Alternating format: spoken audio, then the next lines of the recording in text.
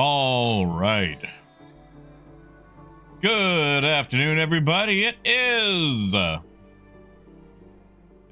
Friday. A Friday indeed.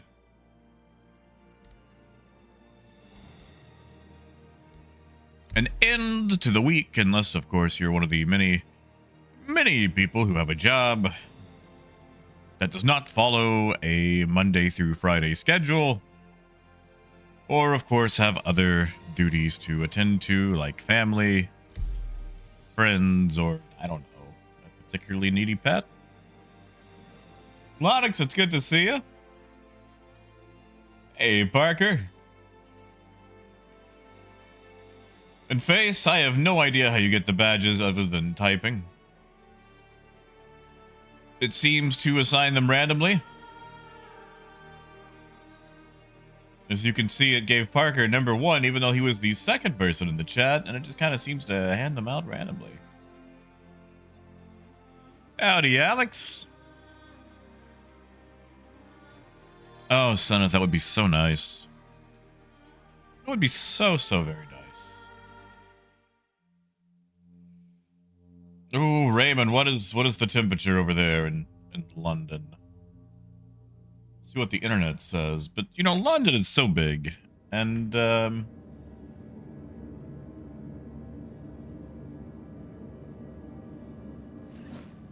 just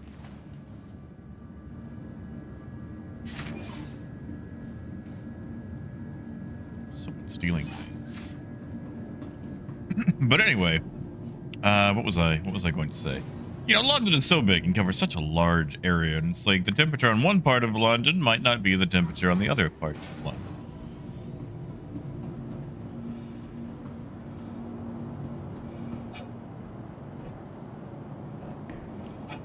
See, according to Google, it's saying that London right now is a terrible 31 degrees Celsius. That is 87 degrees Fahrenheit.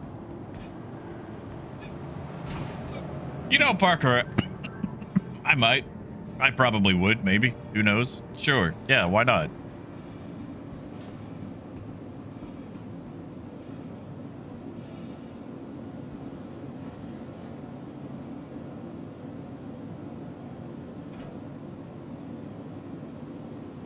Hey, Luna. Yeah, I'm a little... Listen, I woke up incredibly early today, and,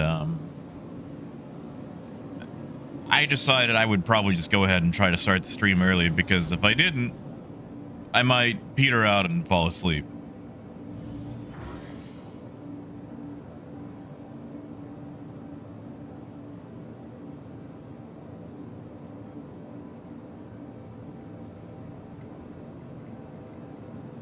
Right, I docked the whole sea here. Welcome to the ASOP Vehicle Retrieval System. Howdy, Adam. Hey, Hagatha.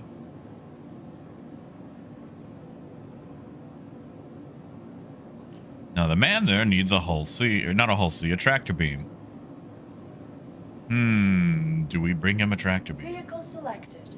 Stand by. Do we try to undercut this other person? Your vehicle has... Oh, Parker, yeah, Vegas is always a dry heat.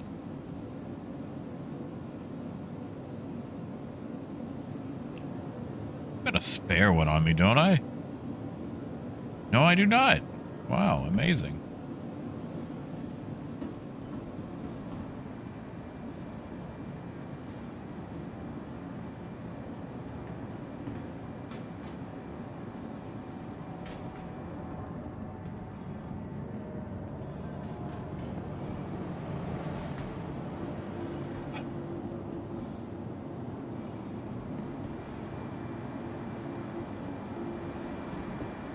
Did you not get a max lift at Grimhex? Is Grimhex only multi-tools?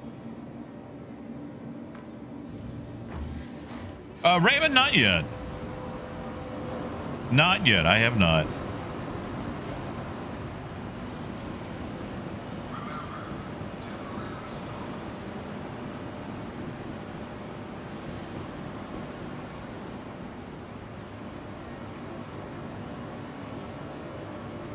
Yeah, Parker, Dumper's Depot.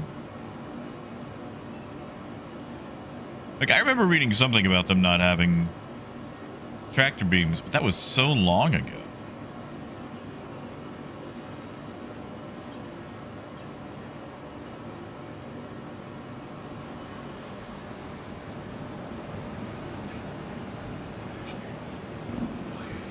To have me a spare just in case. You know what, actually?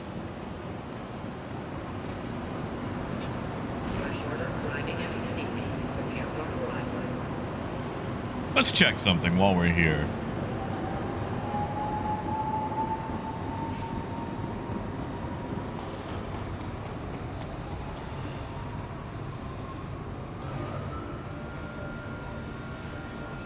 Someone's taking the turtle on this server. Yeah, Raymond, that sounds about right, and I am sorry. Well, Parker, if you want to do some trade or anything else, I would be more than happy to do it with you. What skins were you after, Parker?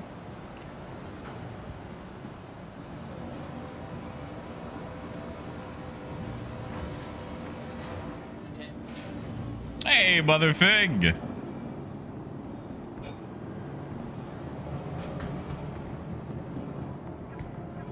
Hey, Dark.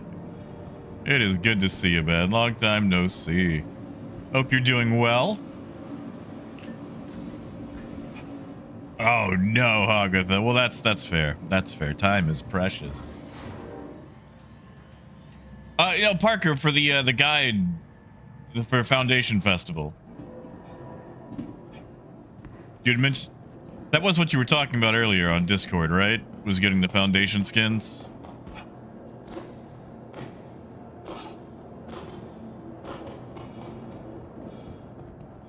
Maki, not too bad. I'm hoping that I can keep myself awake today long enough to go watch Superman. I've been chomping at the bit to watch it.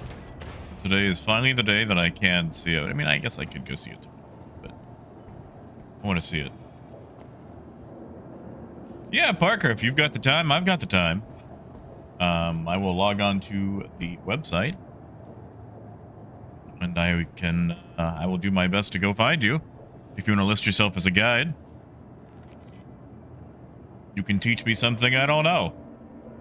Like refueling and racing.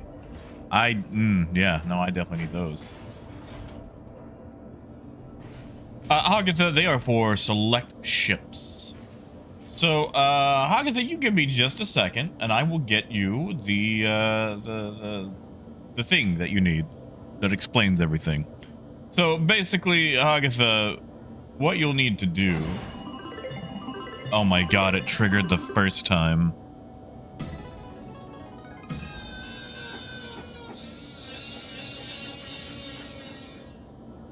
Jesus Christ. I thought I set that thing to not trigger. And it triggered the very first time.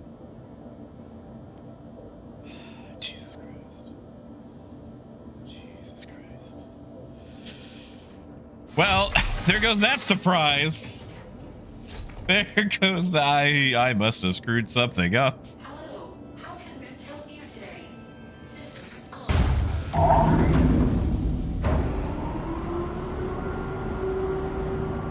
Oh my god.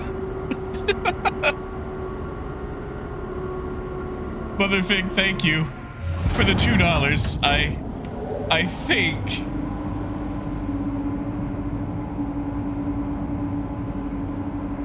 No, Luna, you were on the right tab. Okay, so hold on. Let me back up. Let me explain the travesty that just happened.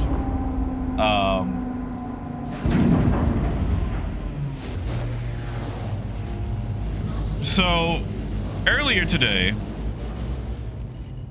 I kind of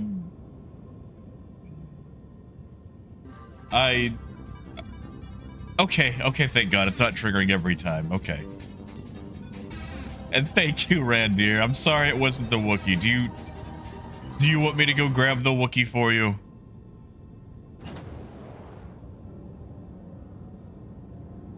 But yeah, Parker. Sorry, let me log into the guide system here. Raymond, I did. I regret it. Oh god, I regret it. And Dark, yes, there are still movies out there. I love going to the cinema. Well, Luna, I have a very sinking feeling that it'll come up again.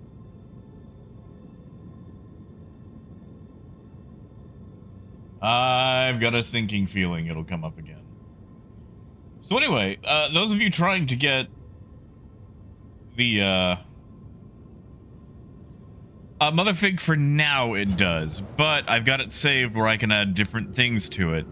I spent 3 hours animating that silly thing.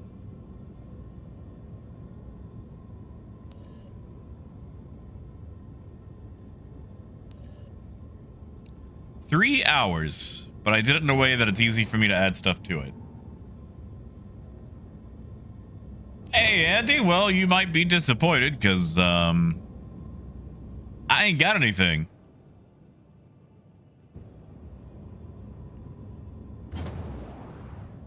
But basically what you do is, sorry, let me go back to the guide portion. There's like 5 different subjects all at once. Red Deer and Motherfig really threw me off. But, so the guide system. The guide system's been around for forever, but you can request somebody to be a guide, or you can just, you know, be a guide to randoms and teach them how to do things. And you have to spend at least 30 minutes in a session with someone, but you can do multiple things. So, like, you know, basics, vehicle combat, FPS combat, things like that.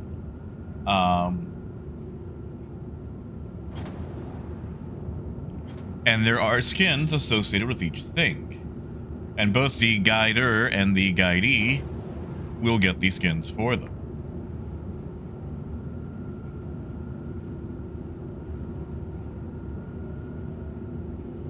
I mean, Andy, you could. I'm about to go team up with Parker, so we'll be grabbing a different ship.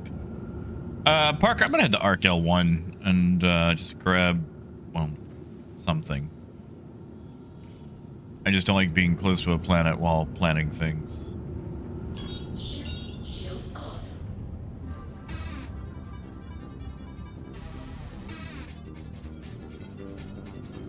Oh, Motherfig! No, see, this is what I was afraid of. And Adam, you can, but that's not really in the spirit of it.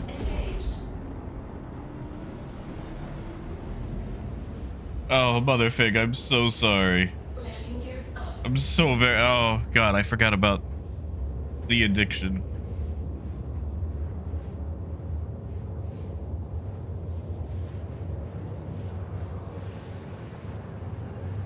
But yeah, there's a skin for Starfarer, 600i. Arrow. Might still be able to get the Arrow one. Gladius. Caterpillar.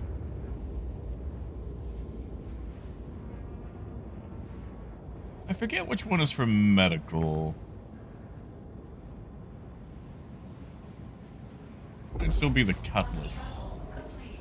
There are ones for the Cutlass, Freelancer. I'll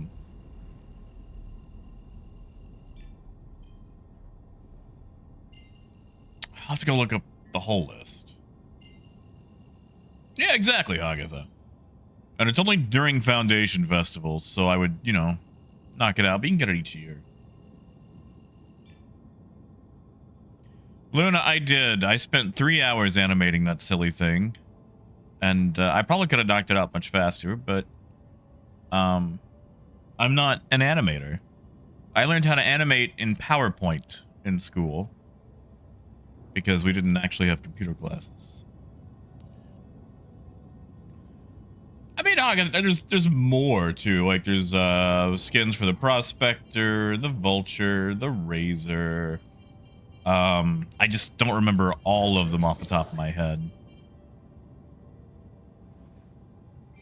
It really does, Parker. It really does.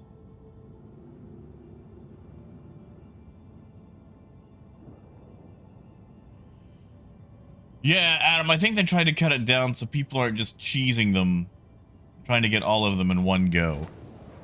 Which, believe me, some people do that.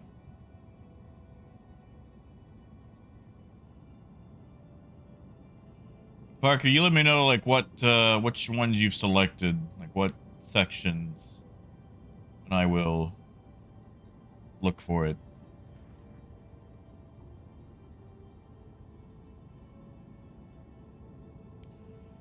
Hey, if you're at Gaslight, I can meet you at Gaslight. I don't mind braving it.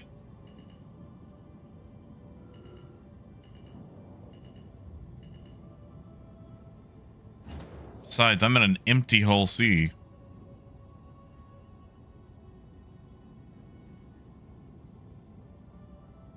Yeah, tell you what, I'll head your way. Let me just grab fuel first. Andy, I do like Gaslight. Actually, no, I could trade a Gaslight.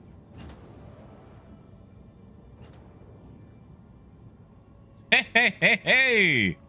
Look who it is. Auto-docking started.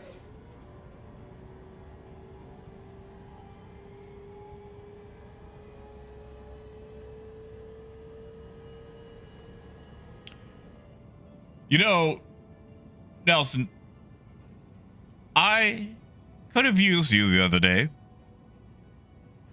I loaded this Hull C with 10 million credits of Hephaestonite. 10 million. Engines off. Just to test if the hackers were still, you know, hacking. And, I was having issues selling in Stanton, so I flew that thing to Pyro. At 100%. And I had to sell it like 8 different stations back and forth in Pyro. And not a single time did anybody even look at me. And then I flew a whole load of pressurized ice out of Pyro into Stanton. And same thing. Nobody even looked at me. And I was all solo the whole time. It was the riskiest biscuit. But since no one's trading anything but, you know, bioplastics, then...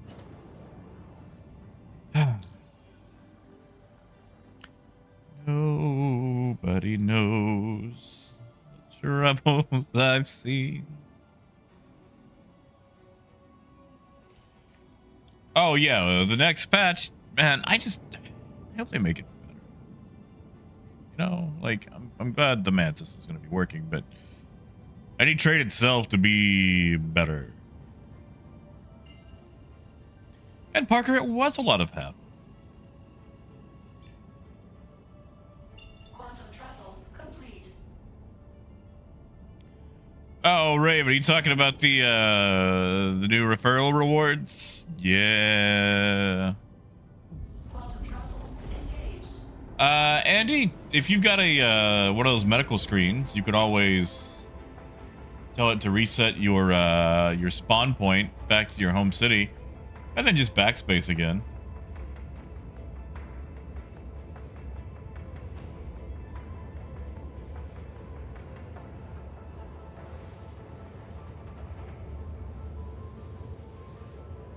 I mean, Nelson, if it's going to be working again, I'm just going to, you know, keep doglegging.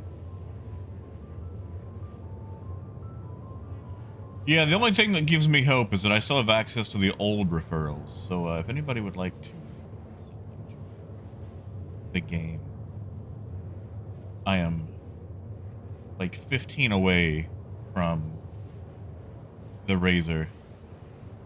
And I sure would like that Razor.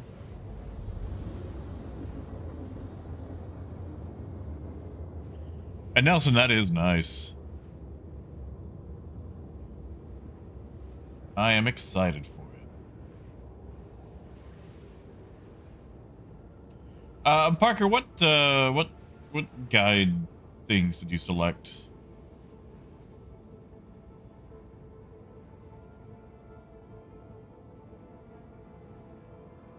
So I can try to find you.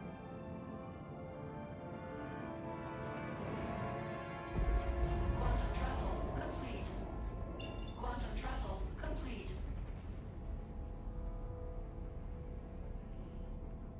All right. Let's look at... I'm going to try to find you on the salvage list.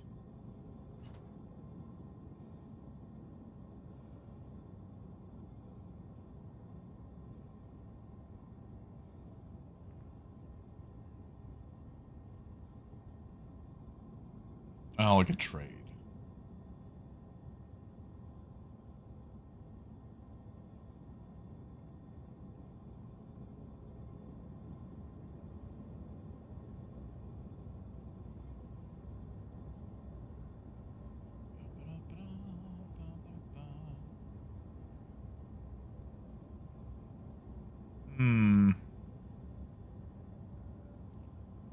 Come on.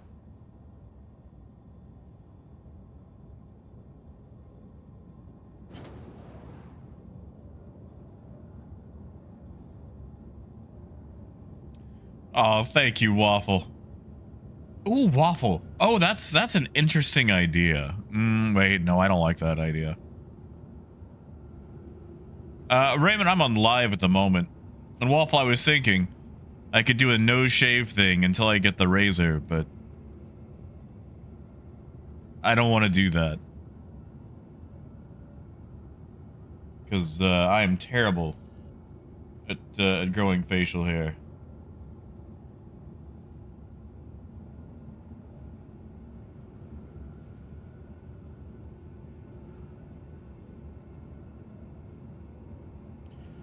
Yeah, Adam.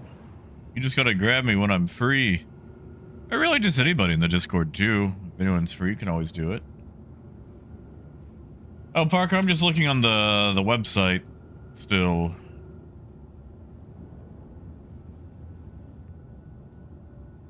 Come on. Hold on. I just need to make this full screen. Parker, Parker, Parker.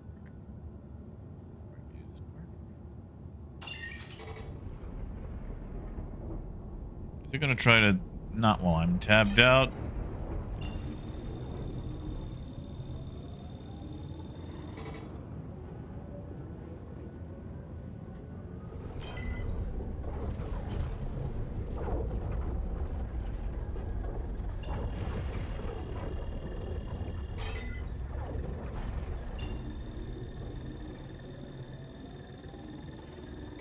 Parker, you said you're also listed under basics? Or is it refresher basics or beginner basics? Hey, gold.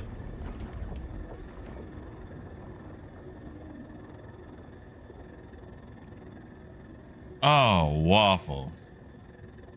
Oh, no, man.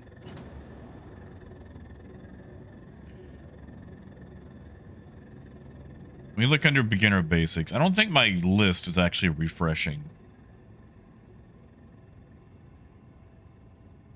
Because it's showing the exact same people in the exact same order.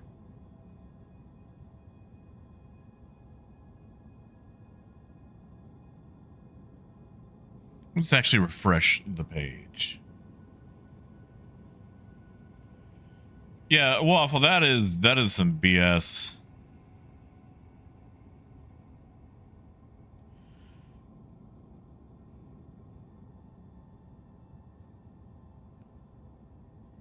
I know there's a lot of false positives sometimes on those.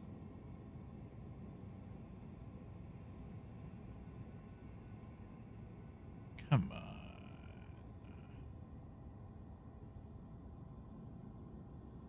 Parker's gotta be on this list.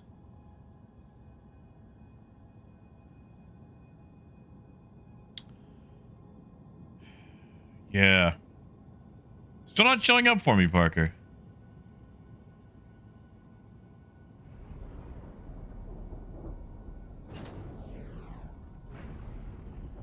Tell you what. Let's try flipping the script.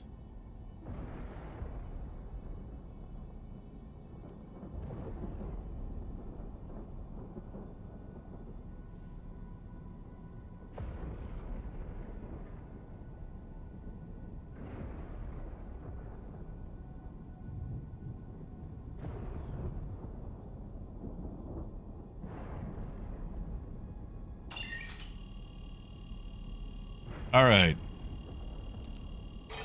I've made myself available. Wait, no, not yet. I'm doing trade. Just trade. Now I've got it off to the side where I can actually see it come in. Howdy, Labriscus.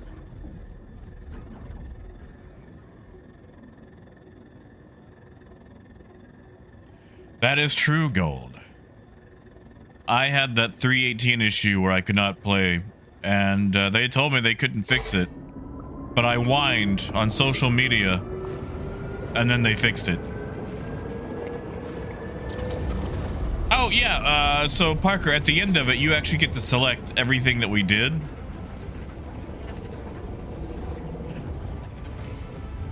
So you might sign up for just trade, but you actually get to select everything that we did at the end. Give me 1 second to finish, you know, getting through this wormhole so I can actually read.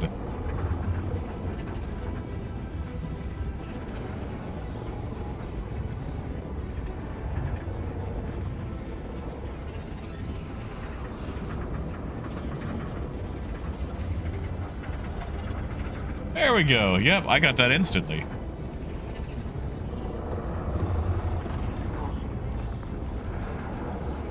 Alrighty. Hey, Trojan! And of course, I'm still flying bathtubs. Yeah, Labriscus, it's over. I think it's been over since Tuesday. Like, there might still be a few small things going on, but I have pretty much made myself a target as much as possible, and I've had zero issue.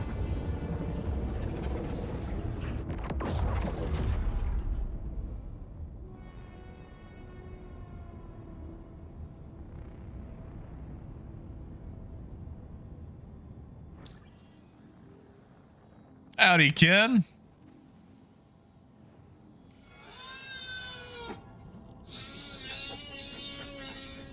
Oh, motherfucker. I don't know if I should apologize or not. You got the Wookiee, just not, I guess, the super rare triple Wookiee. But thank you, motherfucker. Thank you, man. And Trojan, it's probably a decent time to jump back in. You know, we've had 4.0 dropped. Now we have Pyro.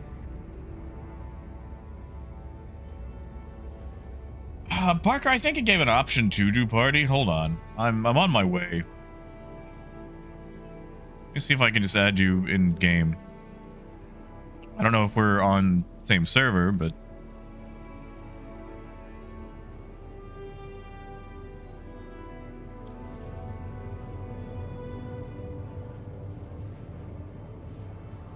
man, Ethan, you know, I made the mistake of backing Starforge.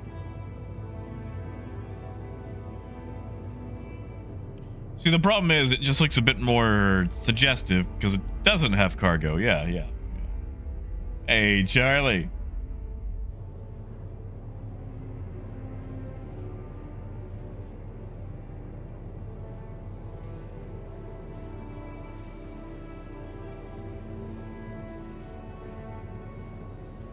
Yeah, Andy, I never, like, okay, listen. Very rarely do I take people off. Like, if I just cannot remember the name for the life of me, that is only when I take people. I mean, also when I have to make room, because, you know, always at the cap.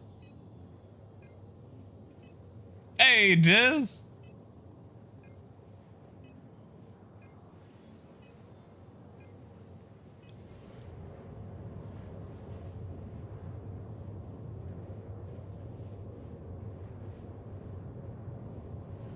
Andrew, what do you mean, like for the docking? Are we talking about the actual keys or like positioning?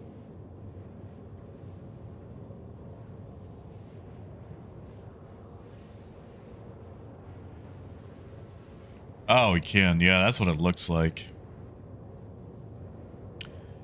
You know, I can't wait to see the fun things where it's like, you know, oh, the meteor that took out the dinosaurs. Dinosaurs, of course, referring to all the old medium fighters.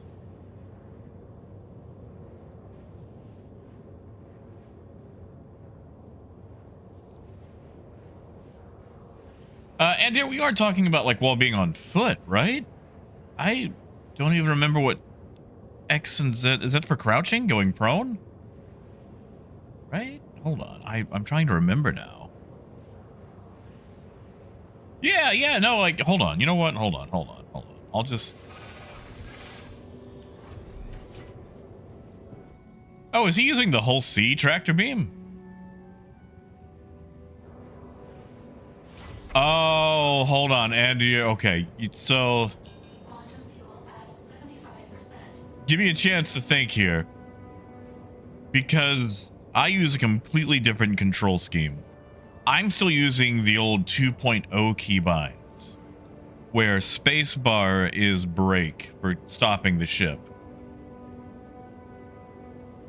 and Z is still my my free look.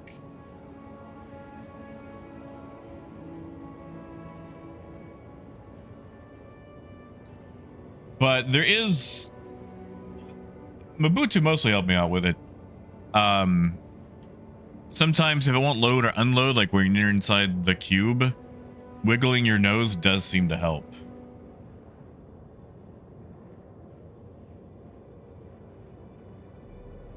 Hey, Sarone!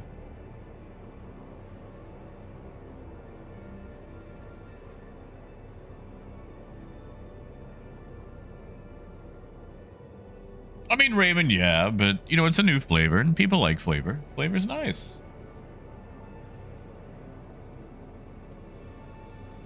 Like, I like me a burger. God, do I love burgers, but every now and then I want some tikka masala.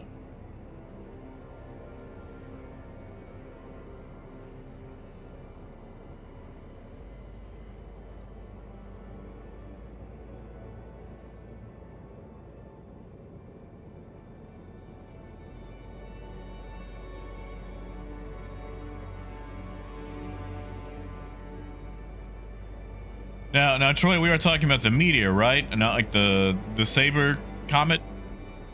Just to be safe?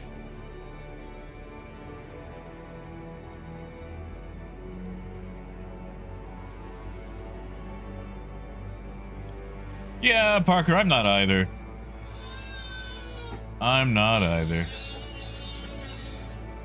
Oh, thank you, kid. Thank you, man. And, you know, I think I am going to have an icy tonight.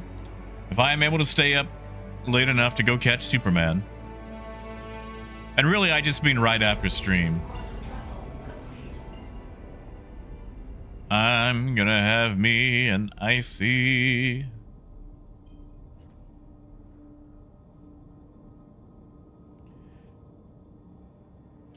Yeah, see, Troy, I'm not entirely sure because one, Star Citizen has struggled with ballistic weapons for years. They've been garbage. And bespoke weapons they've also struggled with. You know, let's look at the Ares series. Those things have spent a long time just being jokes.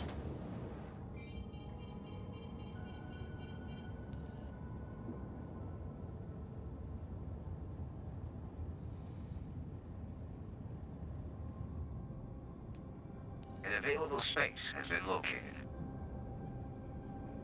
So having bespoke ballistic weapons makes me real afraid. But I am willing to give it a chance, and since I'm not a fighter anyway, it's not like I'm got much invested in it. Oh, man. Sarone, that's such a shame. It's okay, you know what? I say that. I don't know what the theatrical experience is like in your neck of the woods. Like, I hate seeing people on their phones, and my local Cinemark fortunately has barriers between each row, so if someone is on their phone in front of you, you can't see it. Only way I'm going to see a phone is if you're in the same row as me. I also tend to see movies at particular times where there's not going to be a lot of people. A lot of the time, I'm the only person in the cinema. So if you're in a major city where every time you go to the cinema, it's super duper packed, I understand it not being fun. Oh, Labriscus! Thank you, man. And good job getting the Wookiee. Good job. Thank you, man. Arrival complete. Welcome. Right, kid? I've never actually seen the regular Wookiee play this much. I guess throwing in another one in there kind of shook up the odds.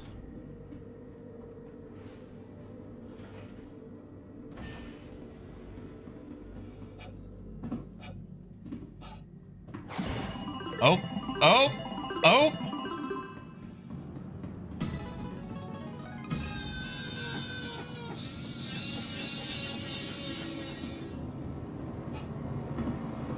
Congratulations, Sarite.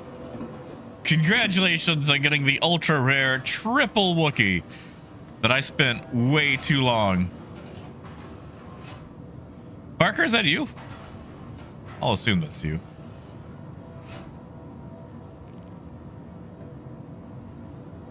It is you. And Sarite, how is Iceland?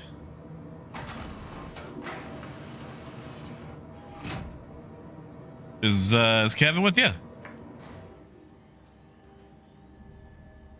Ken, I just made it today. I spent way too long this morning making it because I was trying to shrug off doing productive stuff. Now, Luna, you did. There's a lot of people at Gaslight. Why are there so many people at Gaslight? Goodbye.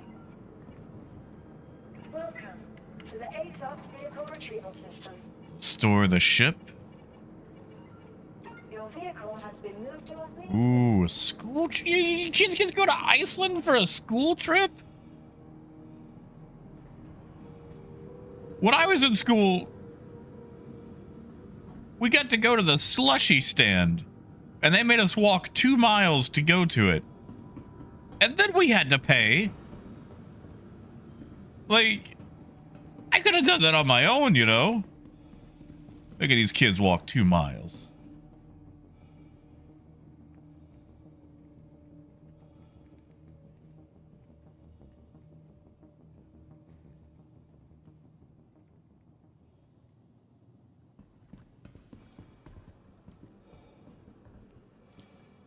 See, Ethan, we got some exchange students. We got these nice ladies from Germany and the Netherlands.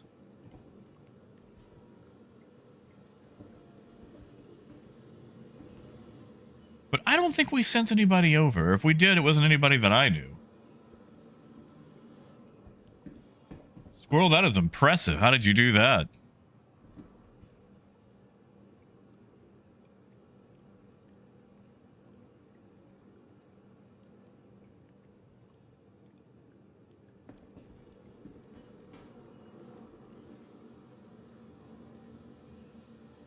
No, it's all right. I get that, man. I get that.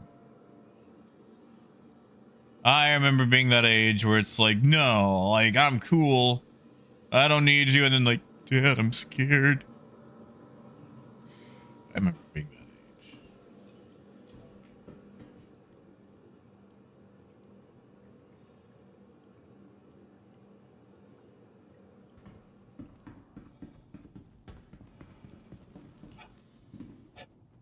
Well, I mean, Hagatha, we were like 10, you know?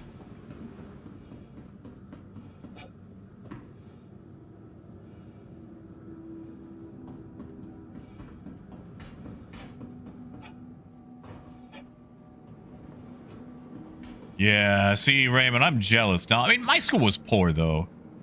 You know, like, we didn't have a lot of money. They couldn't just send us places all willy-nilly. Actually, you know, I take that back. We got to go to the theater once, like the cinema. We got to see,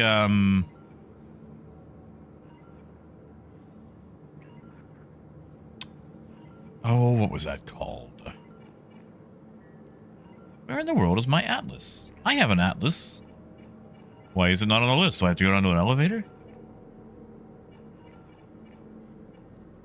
Please visit us again. Stuart Little, I think. That's what it was. I think we got to see that in cinema.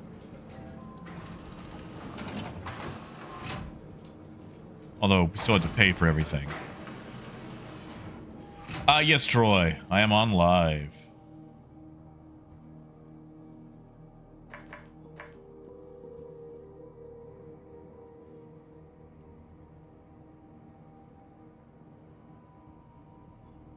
And Squirrel, that's nice. It's always nice when you can actually team up with somebody, you know? Instead of putting holes in each other. Welcome to the ASOP vehicle retrieval system. There it is. Your insurance claim has been sent. Yeah, see, Raymond, I would love to have done that. Like, I think there was a trip where we could go to Washington, D.C., maybe, in junior high or high school. The problem was, cost like... Oh, what was it? It was a ridiculous amount. Well, to me, it was a ridiculous amount. I want to say it was like $8,000? I know it was several $1,000s. Which... I could go to DC and tool around and come back on way less than $8,000. I could do that on $800.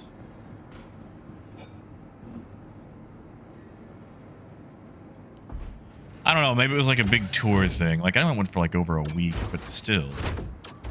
Needless to say, I wasn't able to afford it. No one in my family had that kind of money.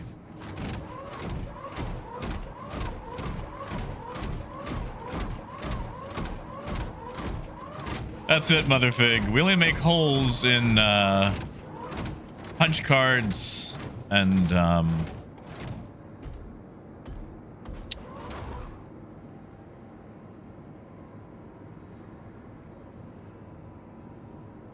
what else do you make holes in? Scantrons? No.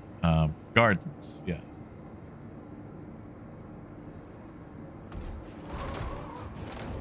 I want to say it was Stuart Little. I remember it was some movie with an animal that talked. But that's like every kid's movie, so, you know.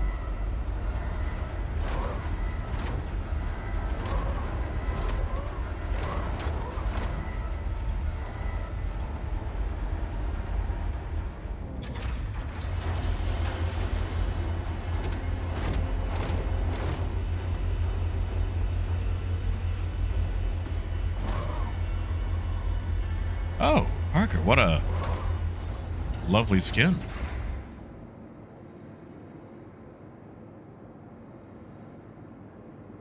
What skin is that?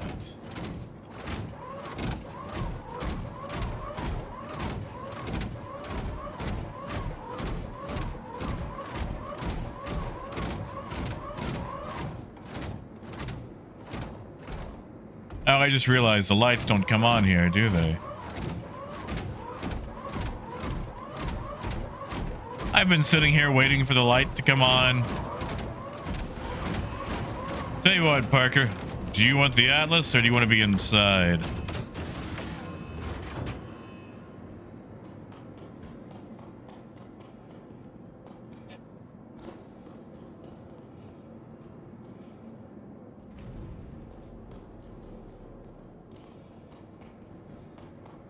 That sounds right, Motherfig.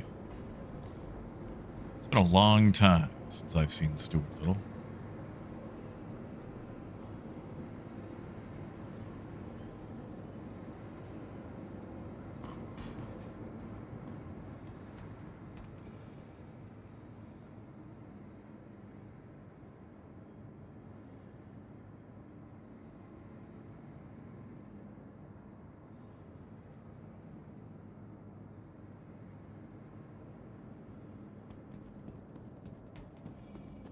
You know, Raymond, I'm not entirely sure. don't think it does.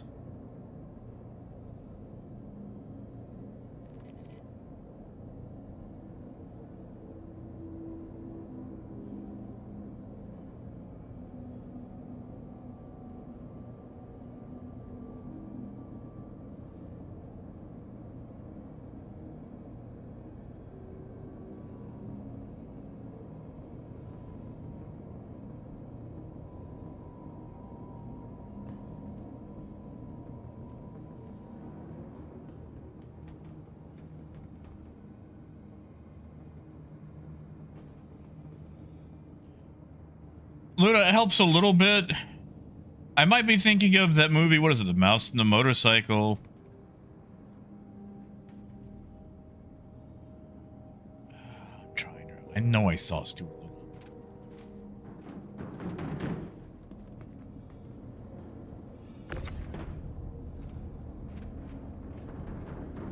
And squirrel, not yet. I'll take them once I'm in the pipe.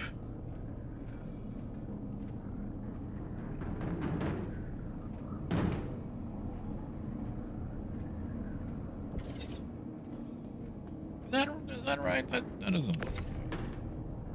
That is right.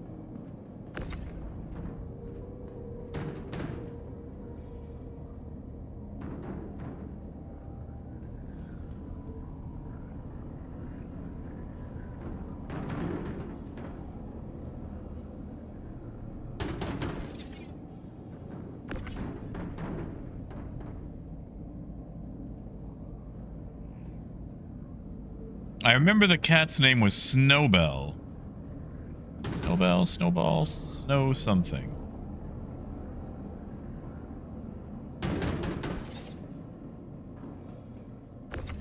Oh, again, Raymond? I am sorry.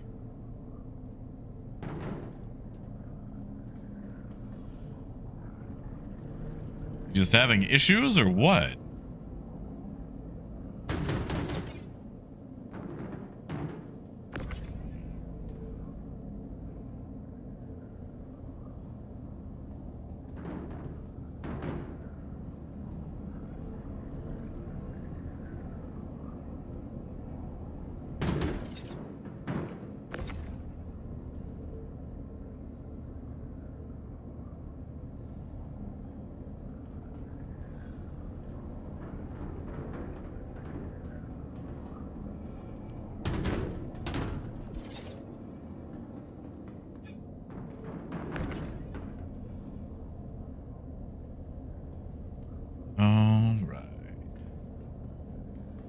We got the annoying ones up front loaded.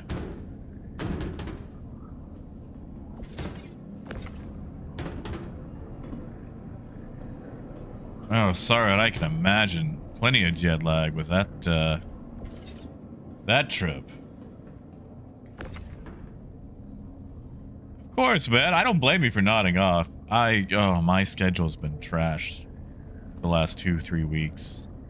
Keep waking up at like 2 to 3 a.m. and unable to get back to bed.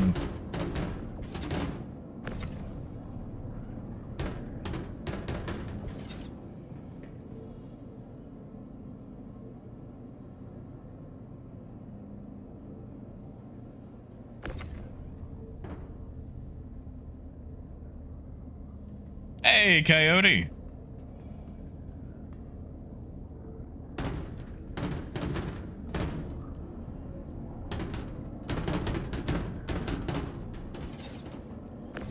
Coyote, how you doing, man? How's that Toyota Tundra?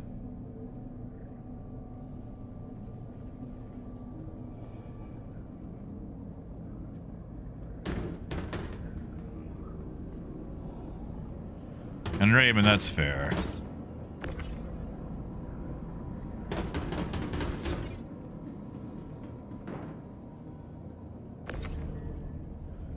Christian not feeling too bad. Hoping I can stay awake. I woke up at about 2 today, and 2 a.m. And let me tell you, that does not do well for trying to get things done, because if you have to make it to stores, you have to wait for them to open, and I can already feel myself starting to fade a little bit.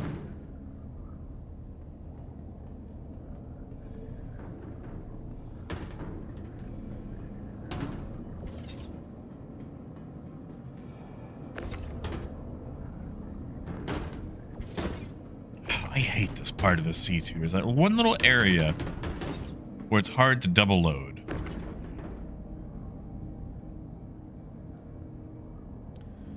I only ask because I don't know if you were here for yesterday, but having to get the starter replaced on that Titan we ended up with.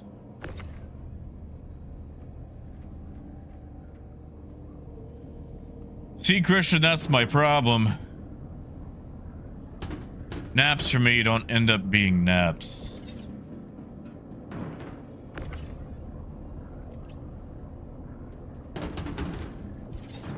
That's real annoying.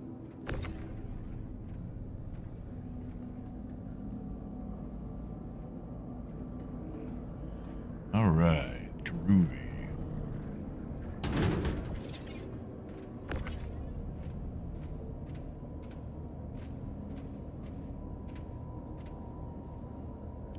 Yeah, Motherfig, that's one of my issues is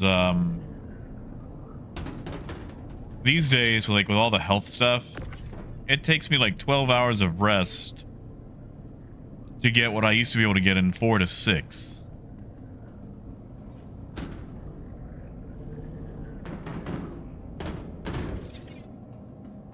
Because like of the constant waking up and everything else, it's just I have to dedicate so much more time to it, and I get less out of it with more time invested.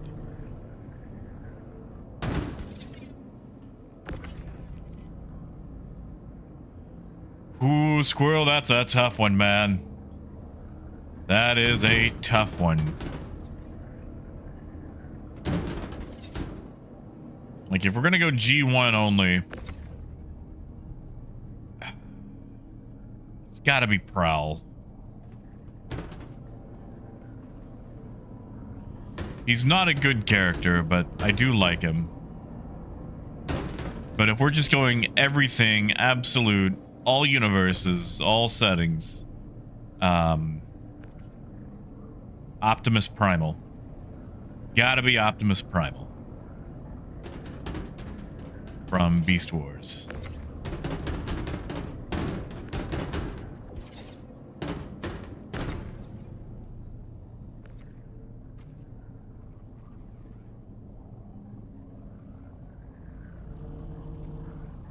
Yeah, Coyote, I know the starter on the Titan. I think they said it was like a 1-hour job, 2-hour job.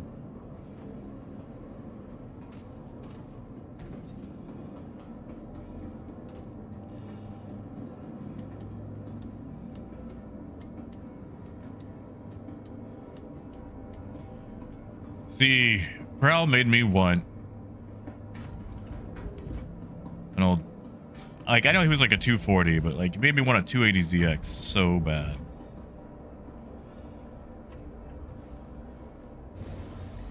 Oh, Squirrel, yeah, Starscream is great. I don't know if you've watched the newer version, Squirrel, but Starscream in Transformers Prime is an absolute just con. Just a full-on Crusader Industries, a journey worth taking. Systems on. he's an absolute rat fink, you know?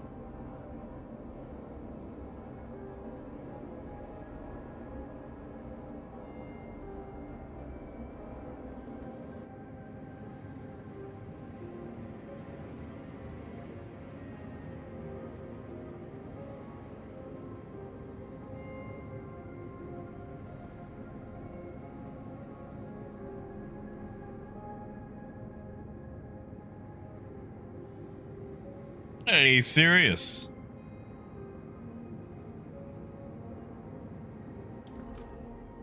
Engines on. Crusader Industries, a journey worth taking. Systems on.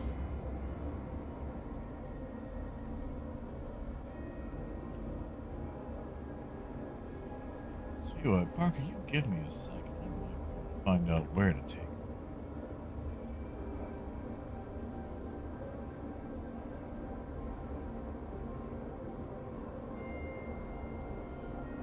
See, that's the thing. Like, Megatron was such a wimp because it was always like, oh, I'll forgive him one last time. It's like, you ever been in a relationship where you know you need to break up, and every time you try, it hurts so bad that you end up taking them back, and you know you need to cut the cord, but you don't, and you just keep ending back up in this cyclical relationship where you're hurting each other, and it hurts too much to say goodbye, but you know you need to pull the hook out. That's what Starscream and Megatron are. If Megatron could just be like, Starscream, you failed me for the last time, get got, he would be in such a better position. Landing gear up.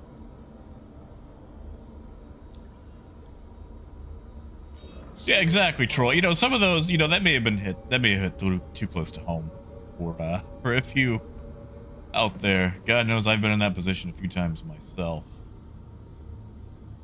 But Quantum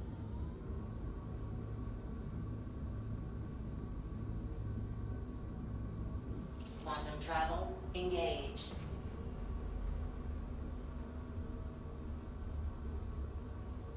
no, Raymond, that's fair. Like, we ain't got to get into it.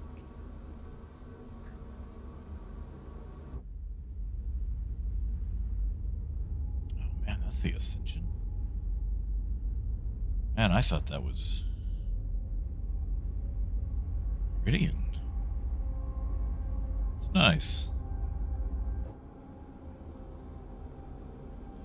Yeah, Sea Squirrel, I hated that as a kid, but I was so traumatized by it. Like, when Optimus and every other beloved Transformer just got... Quantum travel complete. And yeah, Ray, but like, you're good, Ben. You're good. I bring it up specifically for old Megs and Starscream, just because that's how they are. If they would just part ways,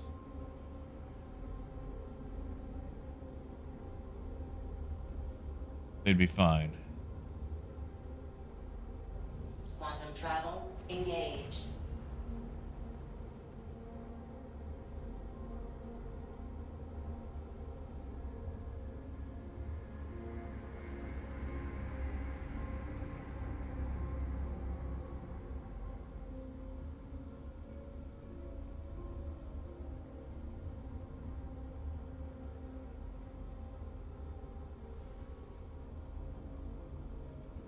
I've got some on me, Parker. So I guess I could take care of that while we're in the pipe.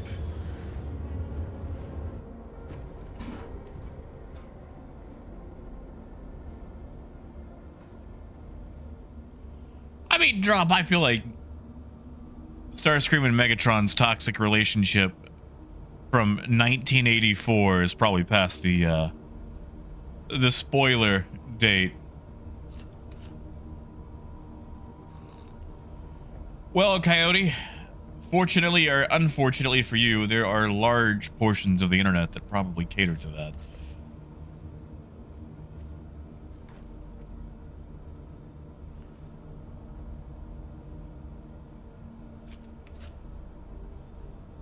Oh yeah, Christian, have you seen the latest Triptychon toy? They've made some new ones.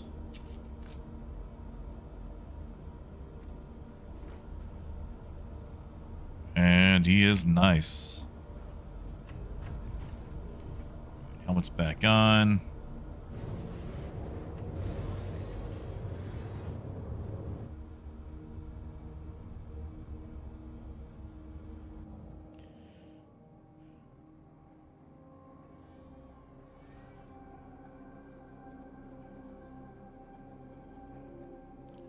Yeah, Christian, I would definitely look them up. I want to say they may have been part of the HasLab stuff where you have to buy. It's like basically like Kickstarter funding for certain toys.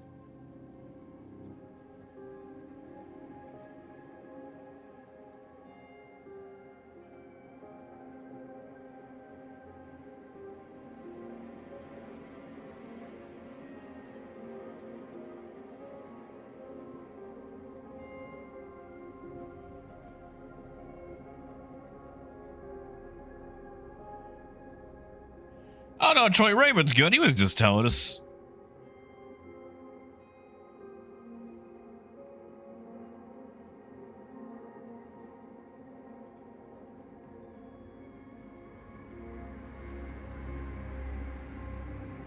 Raymond is always good.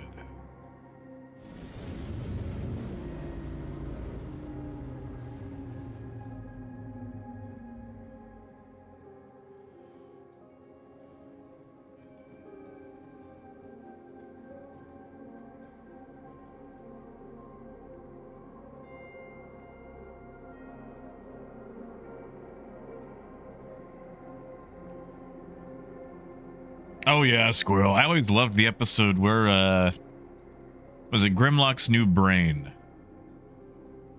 Where they kind of pulled a Flowers for Algernon, and then he went on to build the Technobots. Which is kind of weird because the Technobots were basically built out of, you know, just, if I remember correctly, like bits of Unicron and whatnot.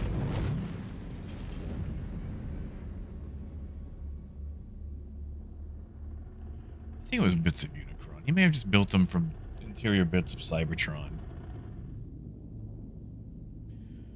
And then he, you know, donated his brain or his intelligence so they could form Computron, and he went back to being regular old Grimlock. And hanging out with the rest of the Dinobots because they didn't want to hang out with him while he was all smart.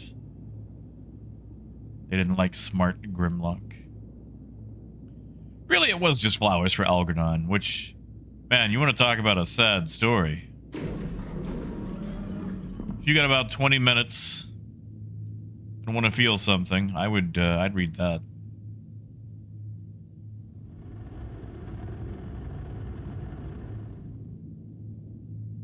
I forget. What was our button for switching turrets?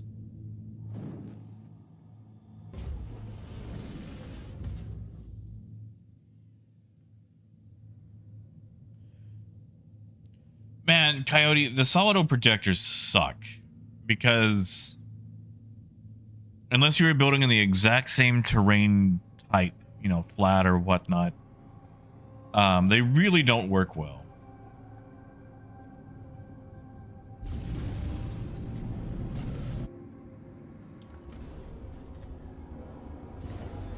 Landing gear down.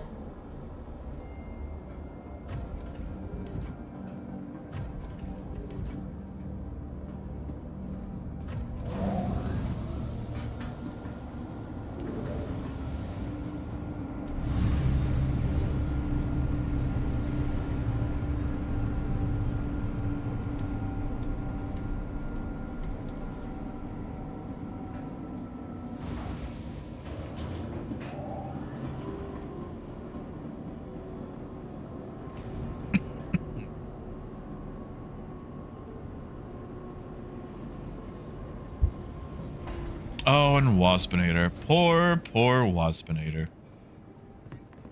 I like that Waspinator had the last final line of Beast Wars, which he deserved. He deserved.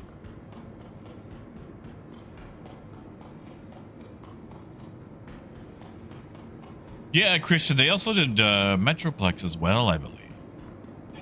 I know Fortress Maximus got a toy again a little while back.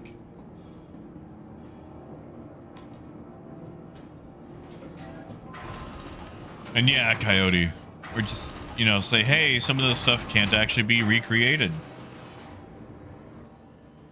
You know, Bishop, he really did. It was one of those things where it's like, oh, we hate him, but the fans absolutely loved him. The fans saved his life. He was supposed to die in the beginning of season 2.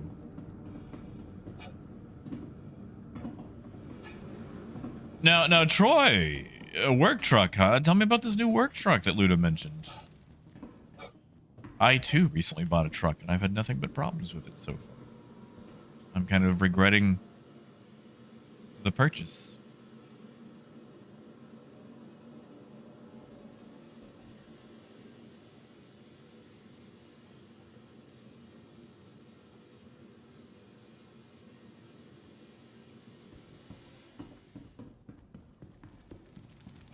Oh yeah, Black Arachnia.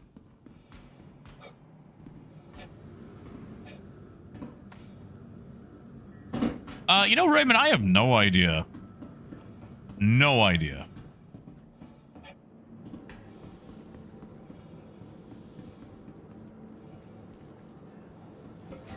I thought the hotfix had already been put through because of, like, maintenance.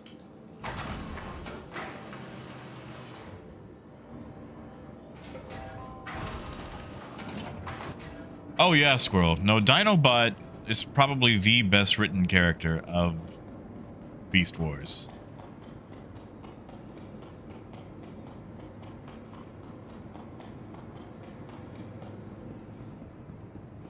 You know, Andy, they actually remade that toy a few years ago for the Legacy line.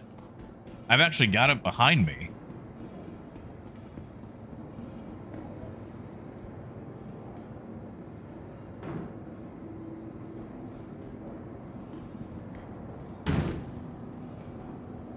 You know, Parker could probably unload this whole thing faster than I can helping, but at least I can grab one box. I mean, honestly, you can probably get them for really cheap. I know they were on clearance about 6 months back. I'm sure most of the toy outlets still have them. You give me a second. I'll look them up while I'm in the pipe on the next run.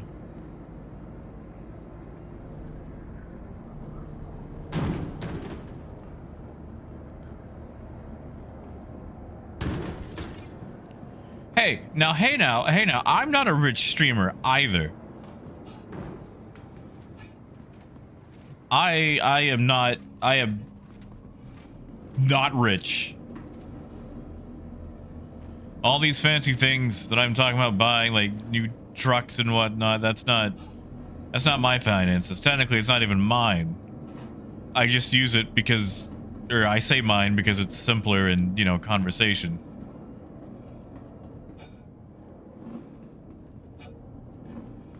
Like, my girlfriend's business and finances are totally separate.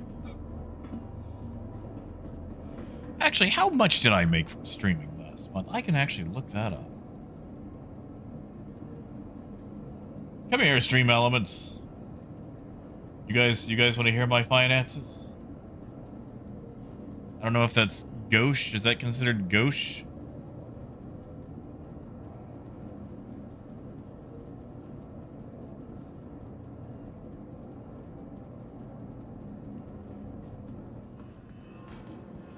Yeah, kid, have a good one.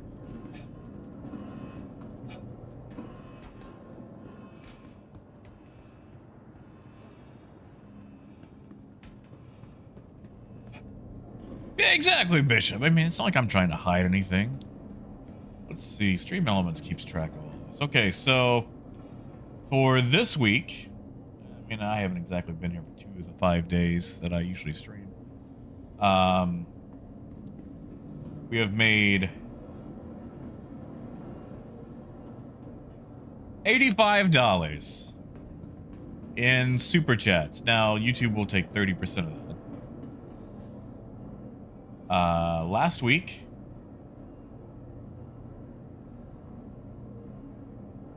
$53.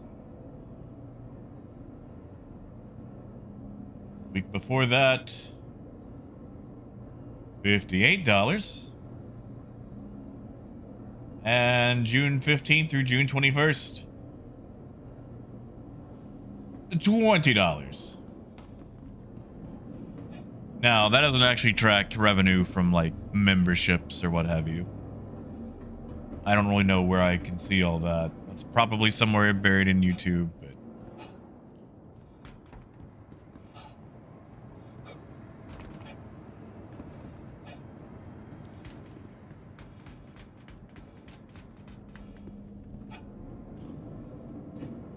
And, you know, some months are vastly different than other months, too.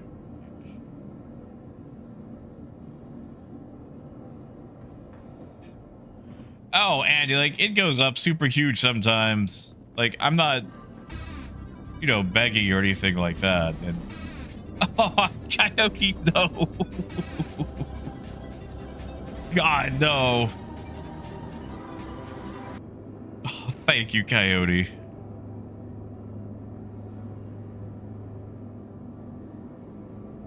Thank you. And I have no idea. Sadly, I don't think it actually tracks those.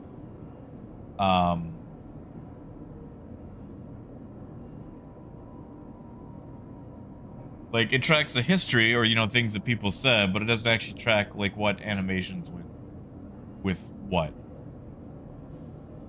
I wish there was a way to see that.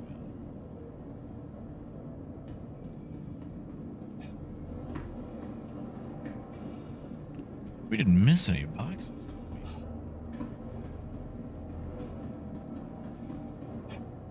Wait, actually, hold on. I can log into Google AdSense and it'll tell me what I made off that. That's a more accurate thing because, that way they subtract like their 30%. Okay, here we go. What I made last time, or last month, I made $572 last month from YouTube side of streaming.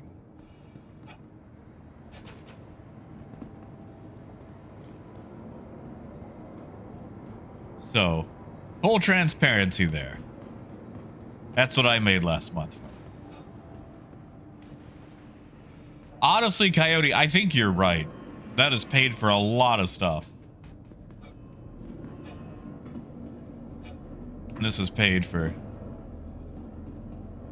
Yeah, exactly, Parker. Exactly. Like, believe me, I'm not going to be on here like, oh, if only you guys could donate a few $100 more, I could get... Hold on, I'm trying to think of something expensive and snazzy.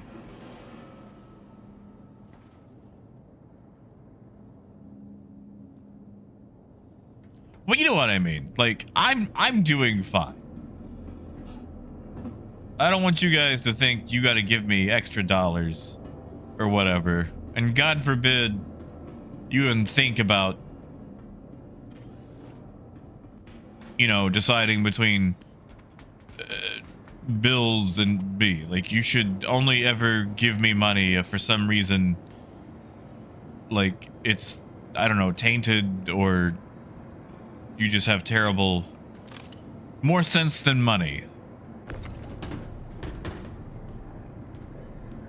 If you're gonna give strange people on the internet money, get some feed pics out of it or something.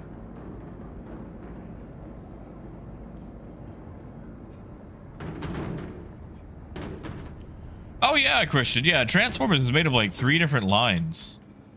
Jetfire definitely from Robotech. Yeah, Robotech, Diaclone, and I forget the other one. And then they folded some of the GoBots into it too. Yeah, there we go, Raymond. Prada. I saw that movie, The Devil Wears Prada. And Andy, I definitely appreciate you sacrificing your mortgage on my behalf, but you see, I've got this business plan. Because if you don't have a house, then you might lose a job. But if you kept your house, you would keep your job, and that means you could put more money towards me. I went to the Lonick School of Business. He taught me about business yesterday. See?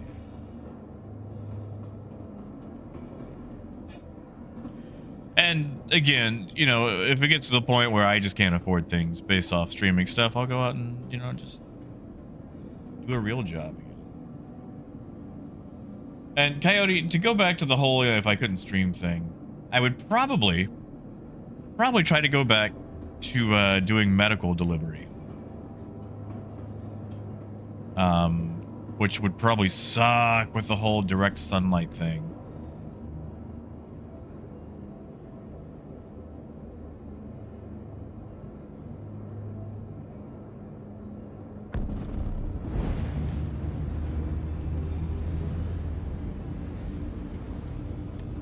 But I do miss doing that, and, I just have to cake on the sunscreen every single day.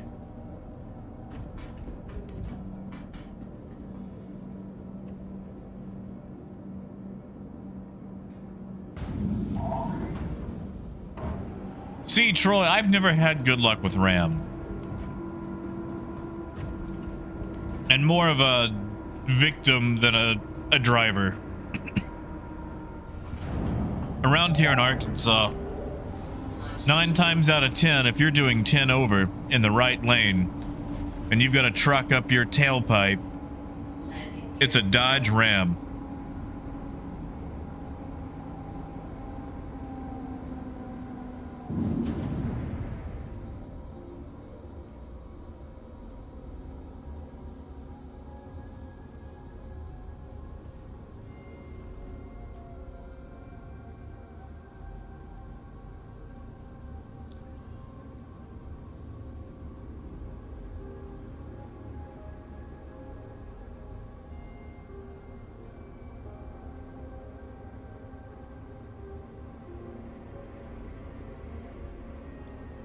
Oh, Ty, what do you mean? Shields off.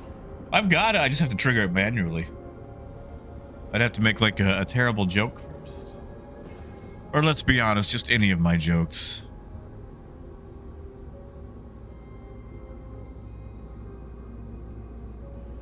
The Dodge Ram one was not a joke, though. It is 100% truth. Like, Engage. around here, they're just notorious for just being super aggressive.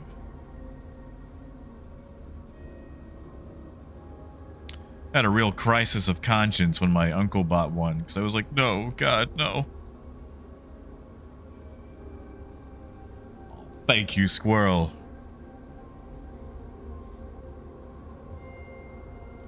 Oh, no, Ty. I've yet to actually be hit by one. In fact, the only truck I ever got hit by was a Chevrolet. He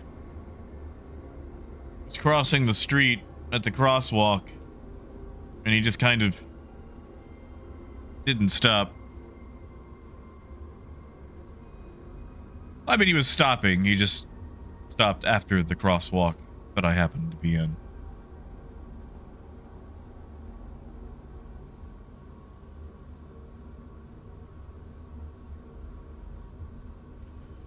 Ooh, Raven, what? Gas here is like 273. Well, hold on. It's 2 something. Hold on.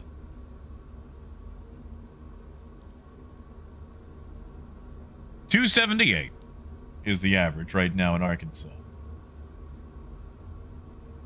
per gallon. Gas is cheap. Insurance is high. In fact, I know we were talking about insurance yesterday. I went to go look that up. Arkansas actually has a very high fatality rate when it comes to wrecks. And a vast majority of people in Arkansas also drive without insurance. We're super high on that list. So that is why insurance is so high in Arkansas. I also live in Little Rock, which being the largest city in Arkansas, also compounds the whole insurance issue.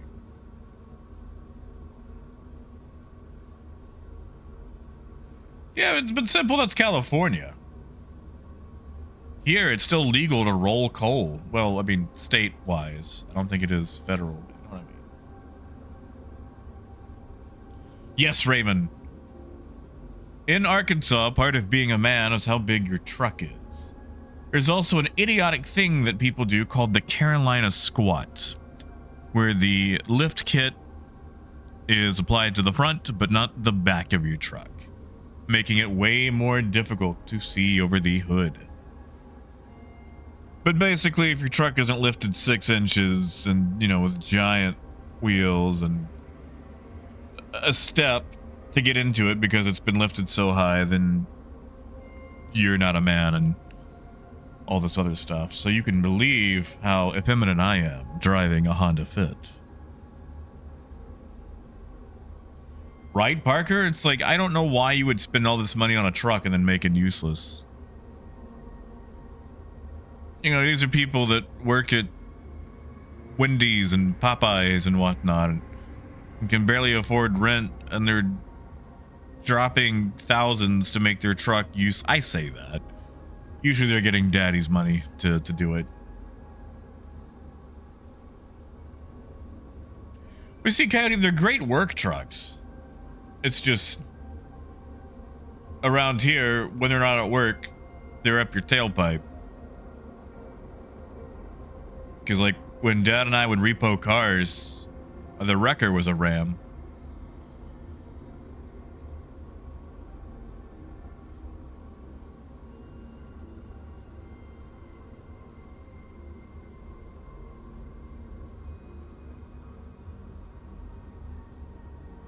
Yeah, see, Squirrel, around here it's gotta be big trucks or big SUVs. Sedans on the road are rare. Like 25% of the cars out there are, well, cars. Maybe less than that.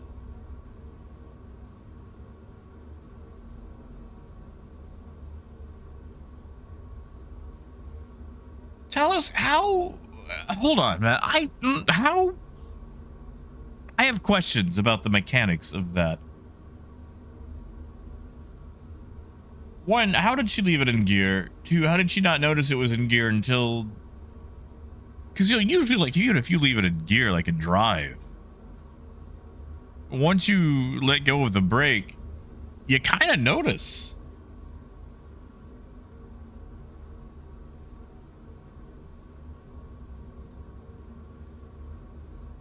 Unless...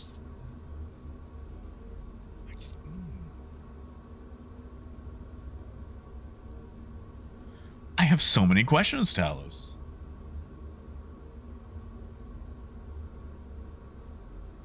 Yeah, Mother Fig, get some sleep, man.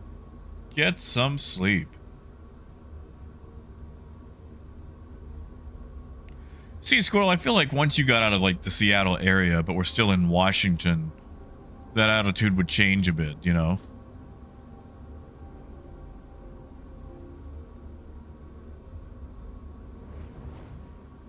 Quantum travel. You know, like, Texas is very yeehaw until you get to Austin. I just feel like it would be the same way with Seattle and then, like, the rest of Washington. And Talos, that's fair. Okay. That explains everything.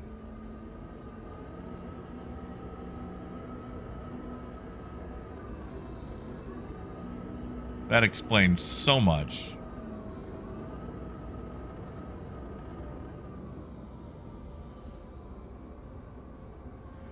You know, Hertz, I feel like that's both true and false.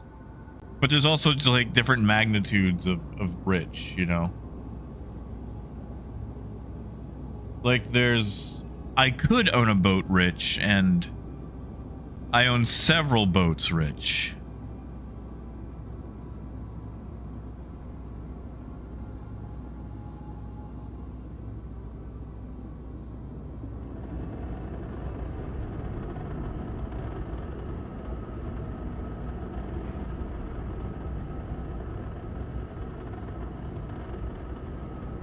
Well, Coyote, when you're drunk, a lot of things can happen.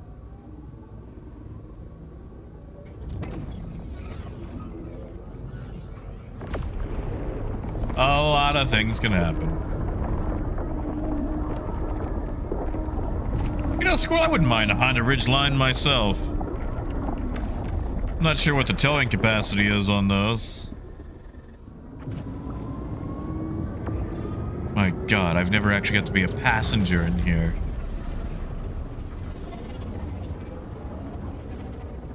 Oh yeah, Raymond. There's a huge thing here about Ford versus Chevy. People love doing a Ford versus Chevy thing.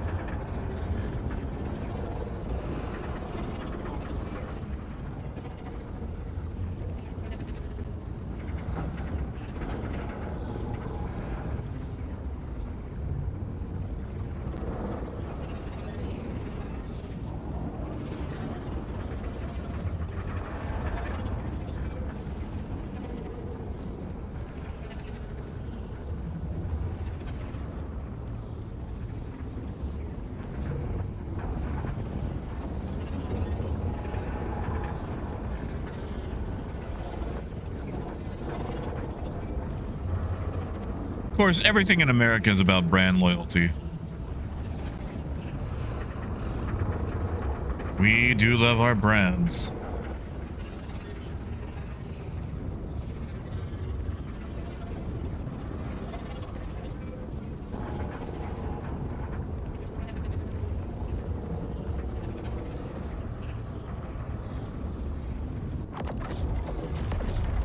And yeah, Raven, the sun is just barely offset. So even if you get close to it, you're not going to, you know, go to it.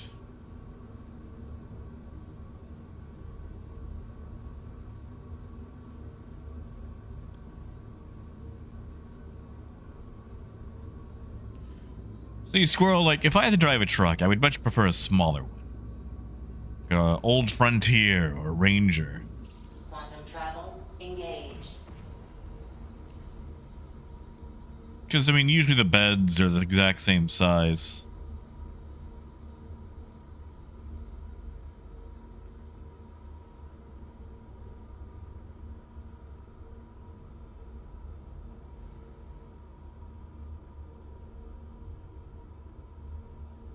Raven, I'm interested, but, as someone who followed Elio since they started, you know, taking money and has yet to see that produce anything, I'm going to wait until they actually have some models out. I hope they come out. I know they lost that EV tax credit or whatever that's going to keep the prices cheap. But I'm really, really hoping it pans out. Although I'd also like to see, you know, Scout Motors come back. I think they're aiming for, like, what, 2026, 2027 to debut? And yeah, Elio was a three-wheel car that kept taking money and is still taking money, but has yet to even secure a factory. They kind of pulled a Star Citizen themselves, where they're 10 years past their due date.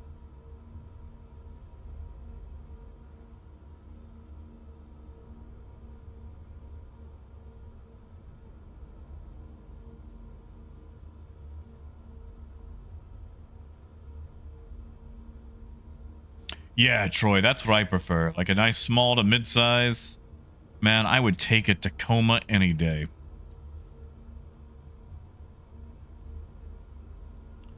See, Troy, I'm not sure if you heard, but girlfriend is starting this mobile bookstore business out of a 16-foot trailer. And ended up buying a truck to haul said trailer. So got to really pay attention to that tow capacity. And once everything is said and done, I don't even think this trailer is going to be 3,500 pounds, but she wanted to go for the maximum possible. You know, she wanted to make sure that whatever truck we did get could do like 7,000 pounds, like 6 to 7,000. Which felt like overkill, but, you know, it's whatever.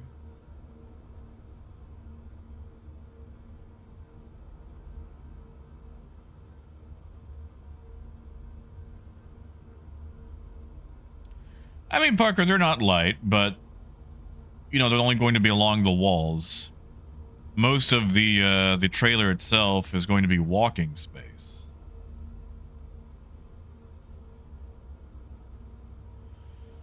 An Arcturus, probably. I'm not entirely sure how it's going to affect stream schedule.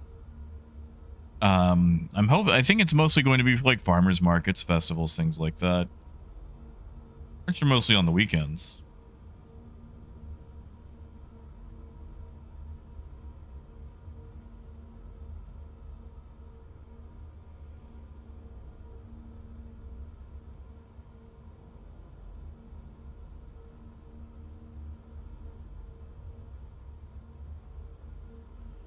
Man. Look at how long of a drive this is.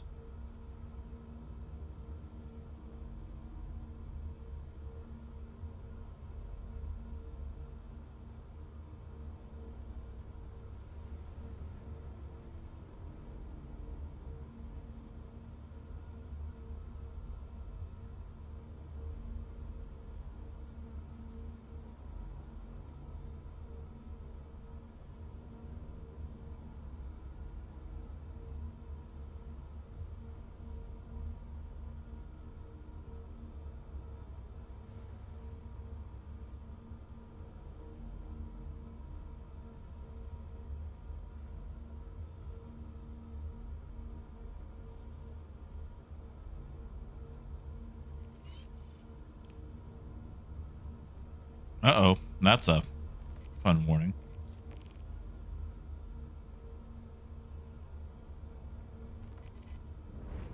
Quantum travel complete.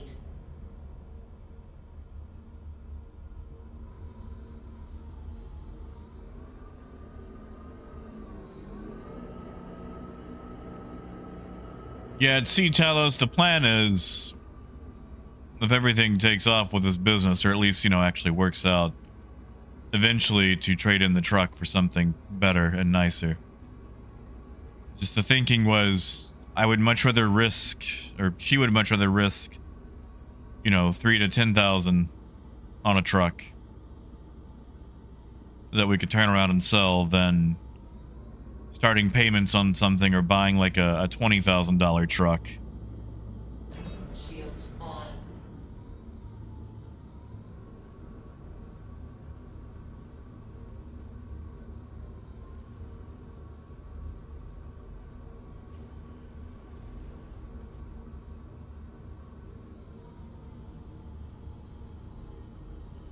I mean, Zenith is always the scary piracy that could happen.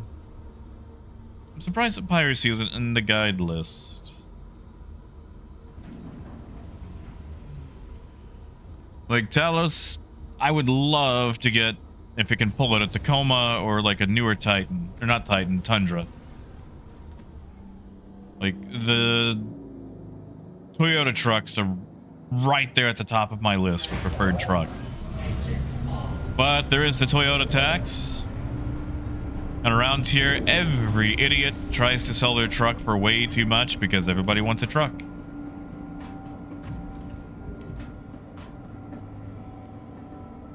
Yeah, Raven, like if I had to have an RV, it's going to be an actual, like a Class C RV.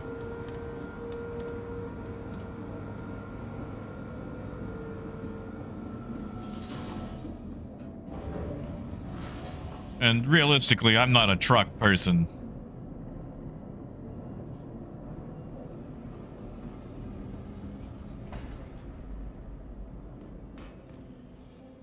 Like, I exist in the realm of cars.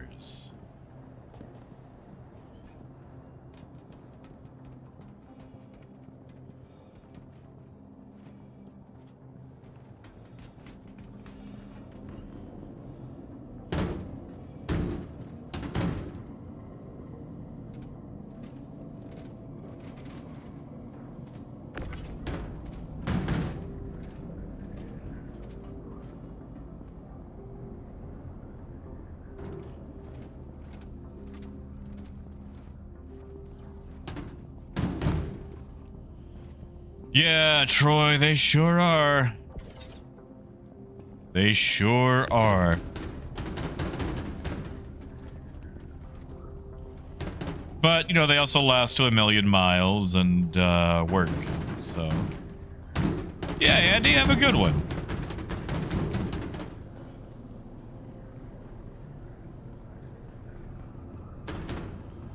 Have a good weekend, Andy.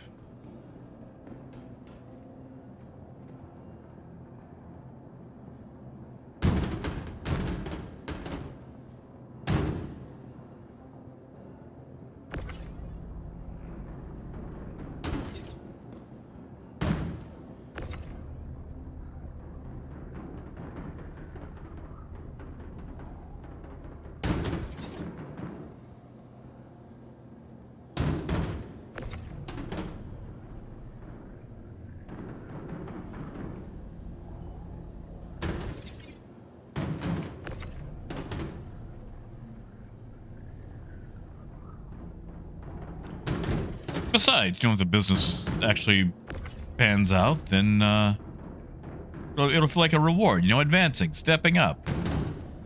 It's like in tycoon games where you make enough money where you can actually upgrade all of your equipment.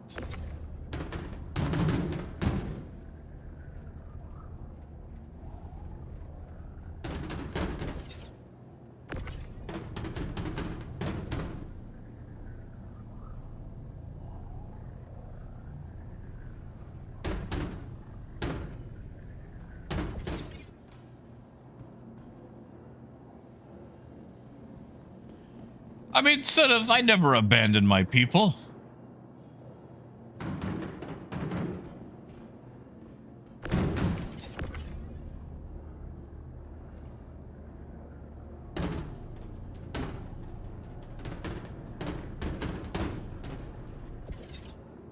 Well, Raymond, the way this one worked, it was not like the Reliant Robin. You had 2 wheels in the front, 1 wheel in the back.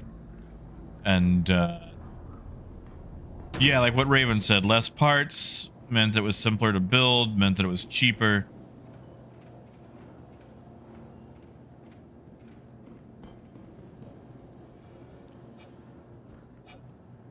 Now, Troy, I have heard about that, but, you know, we'll see how things go. And the thing is, I wouldn't be buying a brand new truck either, Troy. It would just be newer. Never bought a new vehicle in my life, and I never will. I ain't got that kind of money. Someone else can afford the depreciation.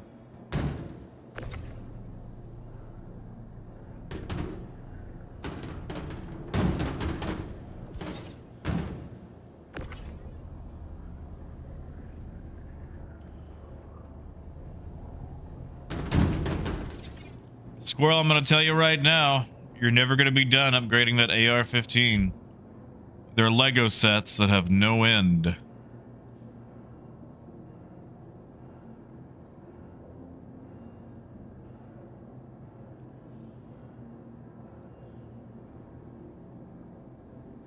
Oh, Justin, you're good, bud.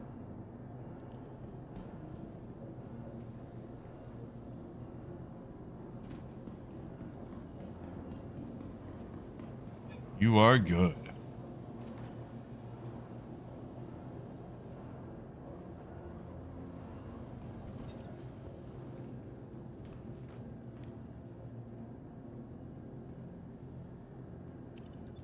But what am I doing? Why am I selling?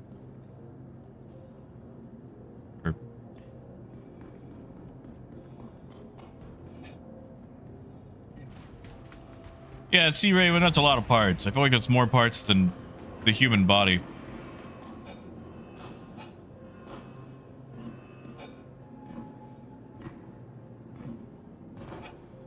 Yeah, Justin, long day. I might have to end it semi-early today.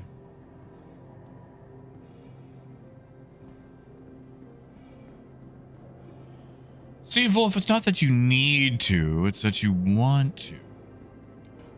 There's always the fantasy that, oh, you've got to have your scope, and then like you have quick release mounts for that. So you can go to your red dot, and then your flip up iron sights when the battery goes out. And of course, you're gonna need that that vertical grip, so you can keep your recoil from being too crazy. And then, of course, your flashlight. You can't forget your flashlight. Oh, and then your laser. And then, oh, you got to have that custom dust cover. And, you know, is that a telescopic stock there? And then suddenly, before you know it, you spend $8,000 on a $500 DPMS.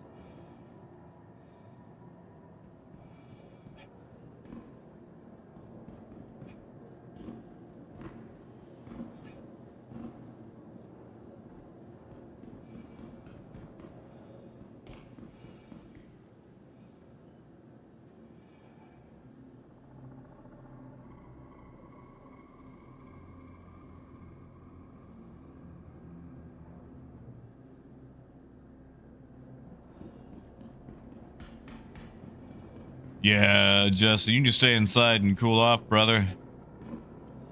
And Raven, that's a huge thing here in Arkansas. I've been having a lot of times where it just does not get to cool down at night. And I just, ugh, makes things terrible. Absolutely terrible. We just stay human. In fact, what is today's humidity? What is it? All right, so it is currently 94 degrees outside.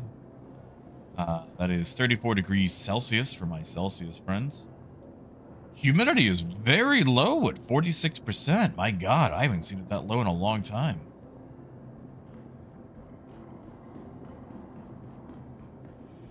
Wolf, hold on. I can come up with something. Hold on.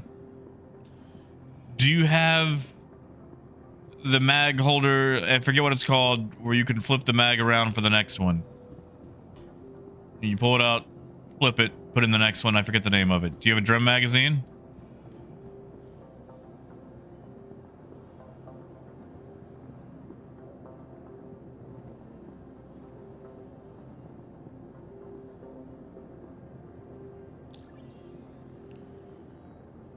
All right, we're at Mike L4. Parker, I may have told you wrong, man. Hold on.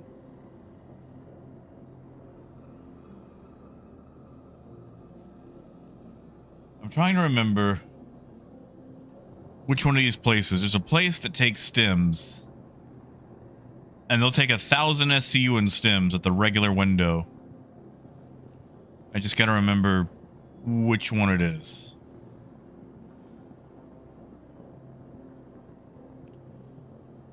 I think it was Mike L4.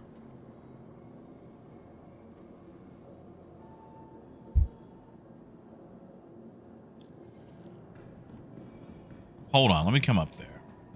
Oh, you got it? Okay. It is at the regular admin, right?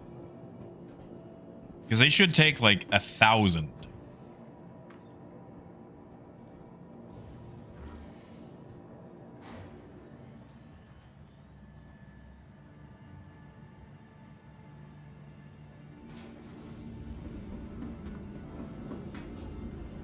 All right, good deal. Yeah, they'll take a lot here. And every other place only takes 100.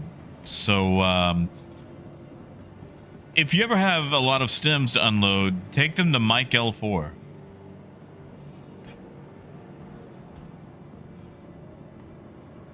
Oh yeah, Wolf. I mean, okay, not every part is going to be serious, you know. Wait, Wolf, hold on. Do you have the bipod? Do you have the like, what is it, like the quick release bipod? Or do you go monopod? Never understood monopods.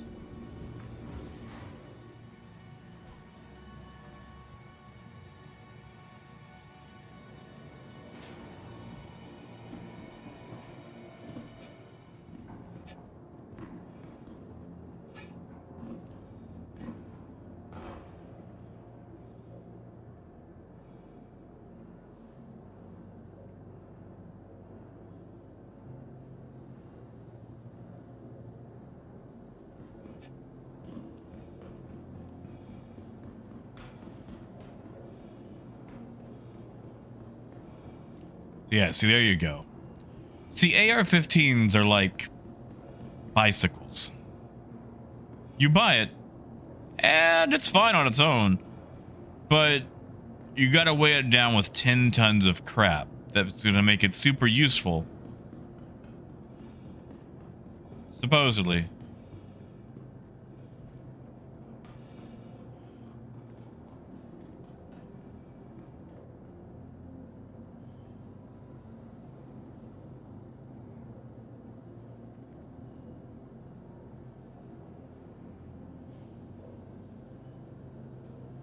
All right, I think we got that guide out of the way. Now, Wolf, tell me about monopods, man. Tell me about monopods. Like, why? Like, I'm not. What's the word? I'm not critiquing. Like, I'm legitimately asking why, or more like how, I guess.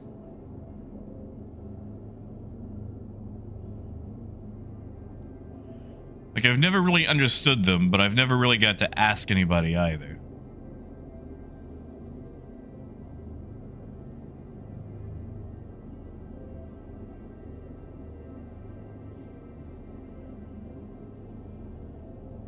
Yeah, Squirrel, those are nice too.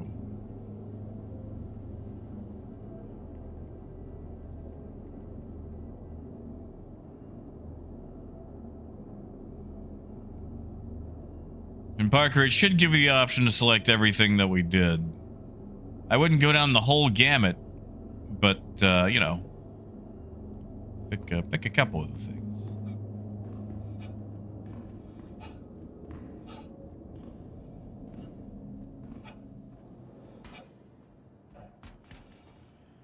I remember way back in 2012 when GoPros and stuff were still kind of becoming the thing. We used to make a bit of money making these custom mounts for GoPros on AR-15s. You know, just, you know, Picatinny rail mount when I worked at the gun store.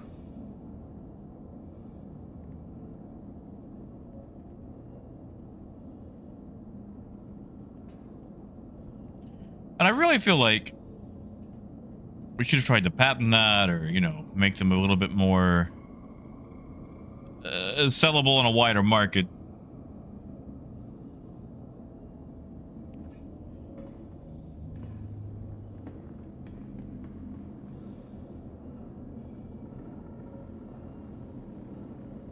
Oh yeah, Raymond. You know, Raymond, I feel like I've lived the American dream. Because I worked at a car lot selling cars. Worked at a gun store selling guns. And then I worked at a pharmacy delivering medicine, so I have pushed drugs, guns, and automobiles in my life. And also stolen said automobiles, you know, legally for repo.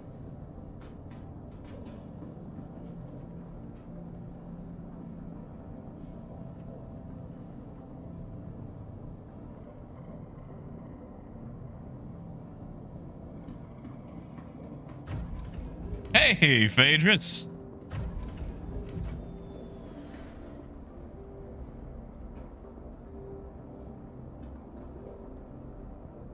Okay, Wolf, I gotcha. I always thought they were like a bipod alternative.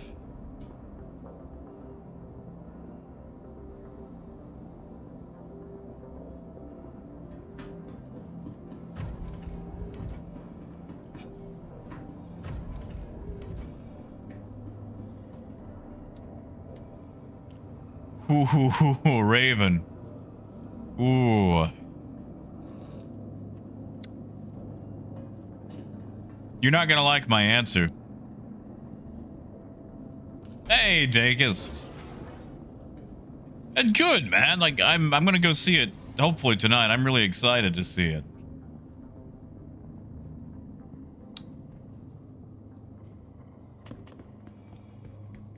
But Raven, I'm going to say my favorite was probably Taurus.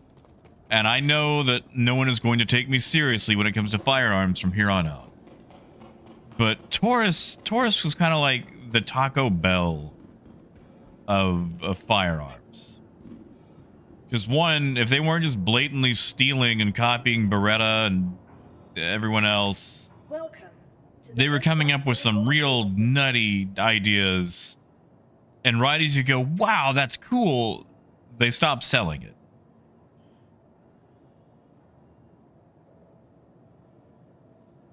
But like, Your insurance claim. we got the Taurus 617T,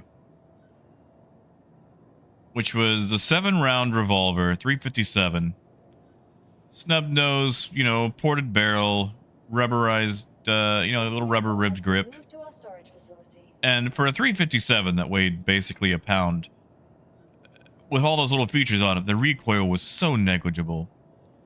And I loved that revolver, and I got it super cheap. I got that thing for $300 used off a guy, and it came with 1,000 rounds of ammunition for $300. Because Taurus is also, you know, cheap. Please visit us again.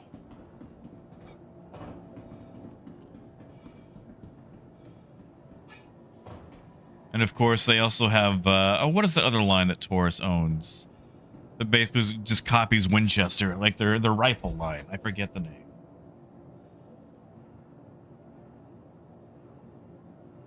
Exactly, Squirrel. Ooh, really, Parker? Let's just look up where we can take construction materials, shall we? Is it construction or or the RMC?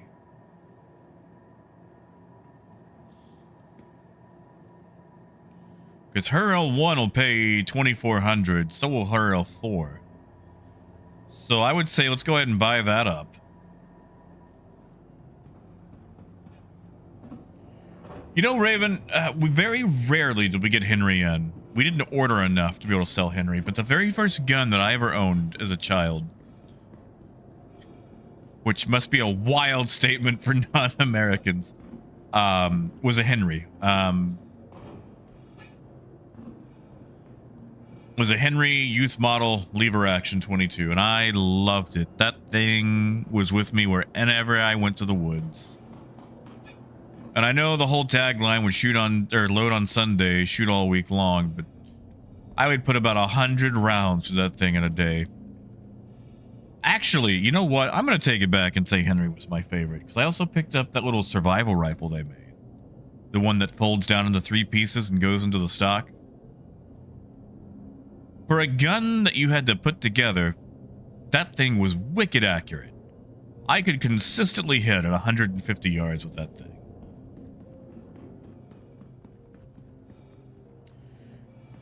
And you know, I had a judge for a little while. And people complain about the judge not having, like, stopping power or whatever, like not being as strong as like a regular, you know, 45 long Colt or 410, but they forget that it's a freaking revolver and it's for basically point blank. Like, oh, well, you know, a regular 410 shotgun has more power to it. Of course it does. It's actually got a barrel. The judge is for if you're the guy on the front of Cabela's Dangerous Hunts 2015 and the bear is 0.2 feet away from you. Like, the judge is a point blank, oh god, oh no. Not a, it's 50 yards away. Yeah, it's like Mossberg is great. I do miss Mossberg. I used to have an old Mossberg, oh, what was it? I want to say a Mossberg 88. It was a very cheap, I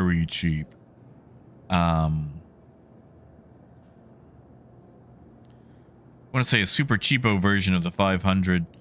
Don't think the parts were interchangeable, though. I remember correctly for some reason.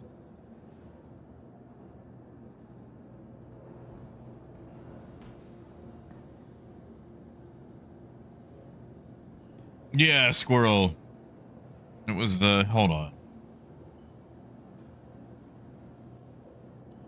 Yeah, it's just called the U.S. Survival Rifle. Thing weighs like 2 pounds, 8 rounds semi-auto. Yeah, no, that thing was... Oh, that thing was great. Thing was ridiculously accurate. Man, I would love to own a Henry again.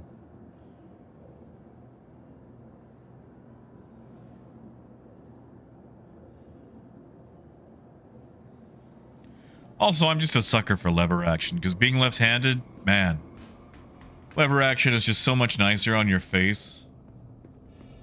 Yeah, exactly, Death. That's it. It's point blank.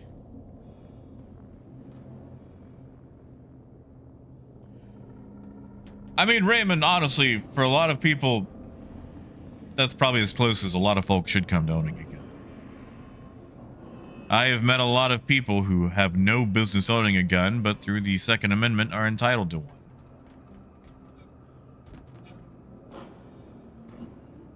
Beggars, it's a few things. I don't remember what the exact specifics of it are.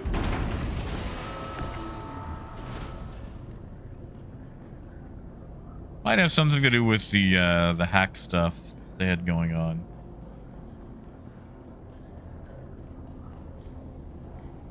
See, Raven, I like something that I could knock around. And I'd feel really bad about knocking around the Golden Boy.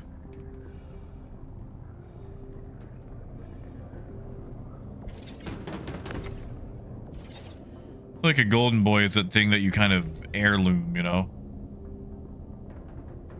Parker, I can imagine, man. You need like an offset scope. Yeah, Squirrel. Like, I like Keltec.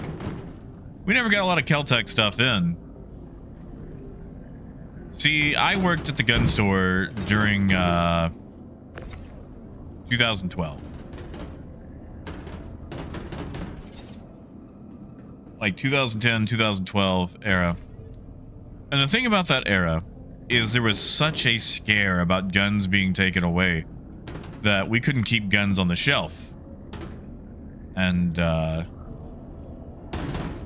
pretty much could not order stock because all of our suppliers also catered to the larger places like Academy and whatnot. But by the time those guys put their orders in, there wasn't much left for us. We had to take anything we could get. We got some real weird stuff back in the day.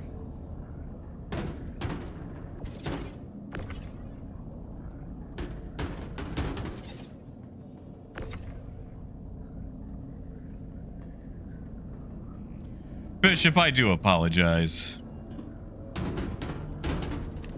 It is definitely a very American-centric conversation. And we can move on to talking about other stuff as well. Oh God, Parker, that's the thing, man. If we had been able to get any sort of stock, we would have had chains of stores opening. Like, business was so good, we went out of business.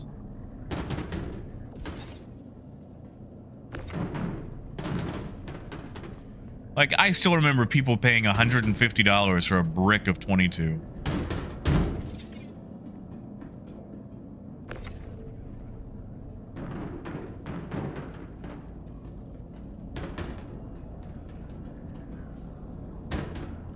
Yeah, you know, Wolf, there was this time where a guy came in who was a known felon.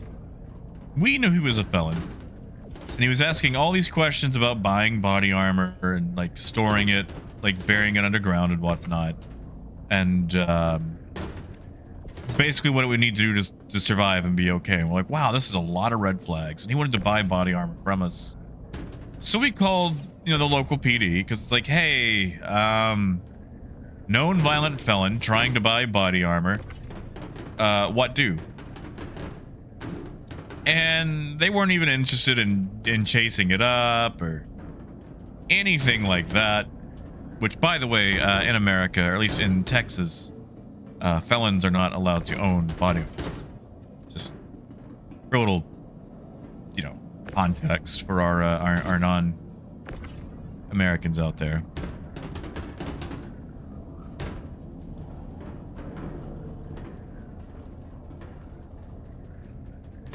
Raven crossbows are scary. Dad used to hunt with a crossbow. Okay, this is what I'm talking about. This little area where you can't load this because of the little lip, and it takes me. Wastes so much time.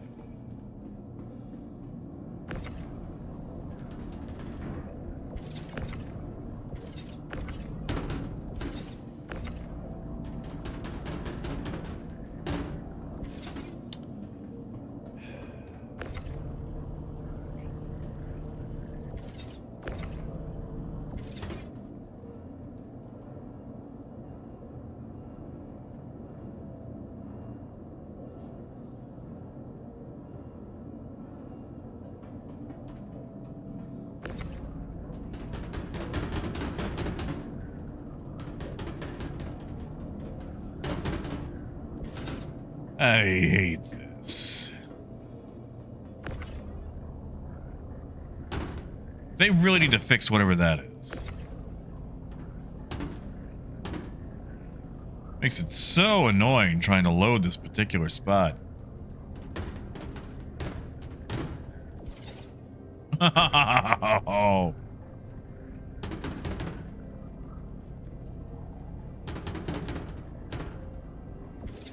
There we go, finally. Yeah, see, I don't have this issue with the Caterpillar. I say, only loading about half of the Caterpillar's total cargo capacity. Oh, Wolf, I do miss those knives.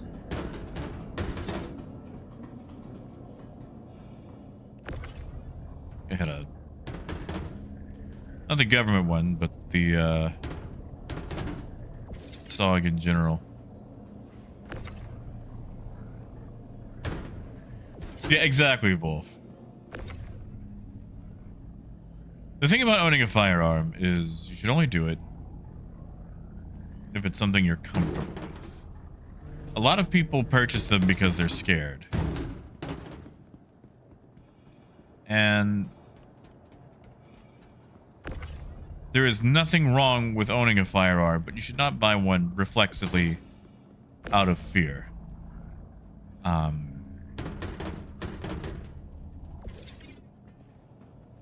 no. There we go. Like, it's not something that you should buy once, set it in a drawer, and then just reach for it out of fear the time something happens.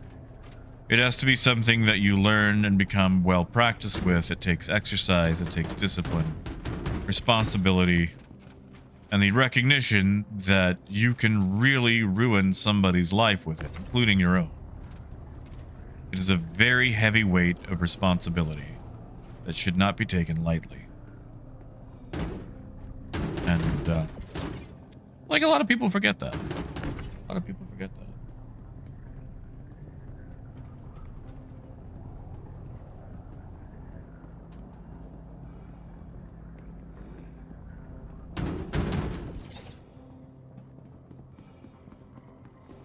And then, of course, you have the people that buy one or get their conceal and carry. And there's a whole phrase, like, when you have a hammer, everything starts to look like a nail. And you have the people that are just... Hold on.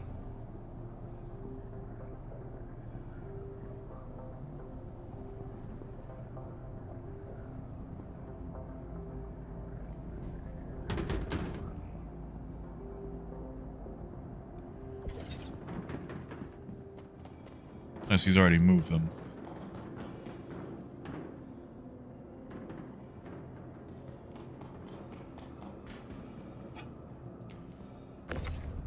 Because you get people that just want to escalate a situation so they can be a hero. And yeah, if you have to manufacture the situation to be the hero, then you ain't the hero. You're just looking to shoot a person.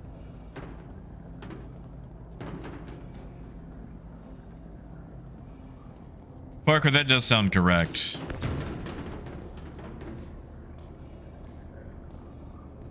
Exactly, Wolf. Sorry, I know we're kind of getting heavy here. Rights do come with responsibilities. Like, I've got a First Amendment, but just because I have that doesn't mean that I can shout theater on a crowded fire. And so on and so forth.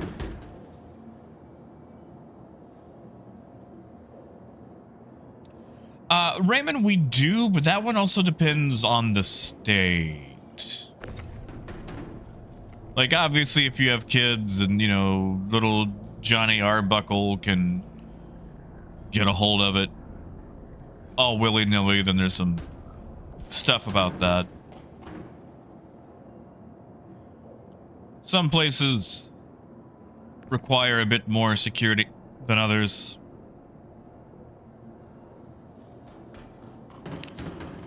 Now, there is a difference, though. Let's say that you own something that requires a tax stamp, like a full auto, short barrel rifle, pistol with a stock, suppressor, whatever. Those do have to be kept in safes. And, what do you call those guys? The sheriff and not the FDA. What is that called? ATF. Those guys can swing by and inspect your stuff whenever they want to. And if they swing by and those things that are supposed to be locked up in a safe aren't locked up in a safe, well, you better have a darn good reason. No, Lodix, there's a quote about that.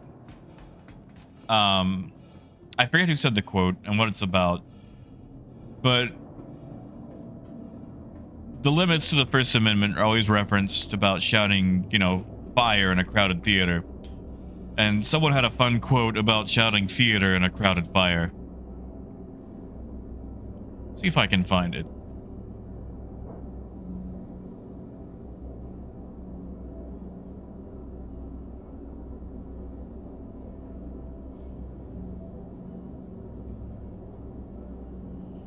Man.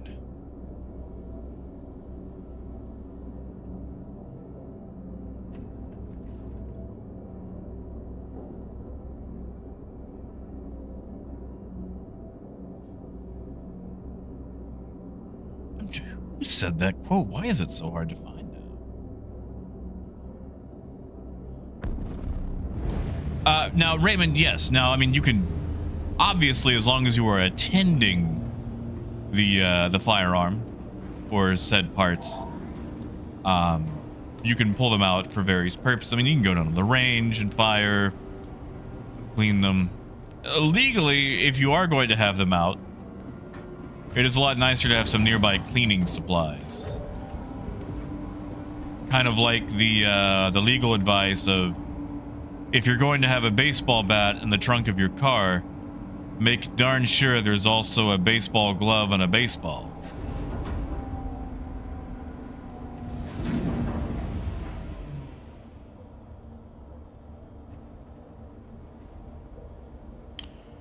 And Wolf, that is so true.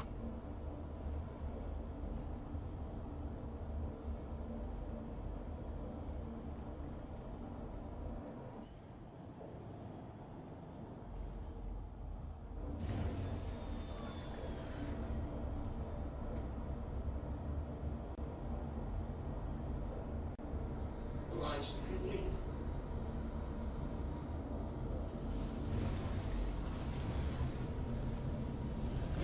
And Coyote, I believe that Landing gear. about the gun clubs. Like, I still remember when people could have gun racks in the back of their truck. Oh no, Luda, you'd survive. You'd survive. Believe me, it is a lot easier to handle than it sounds.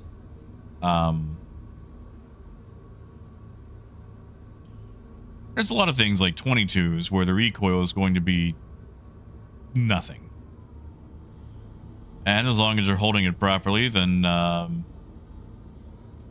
most things aren't going to mess you up too badly. Unless it's the cheapest possible break action from New England. God, I will never fire anything from New England Firearms if I can help it.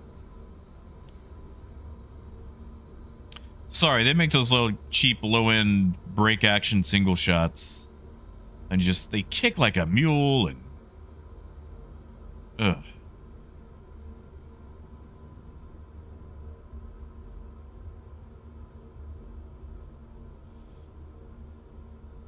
But no, you have to go something silly big and out of your way to really get something that's going to mess you up. You buy for the task at hand and know your limits, and you will be just fine.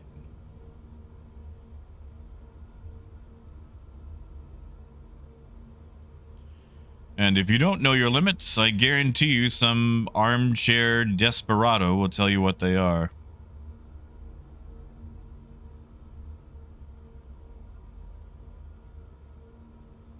This is nice. I like being co-pilot. I never really get to do this. This is fun.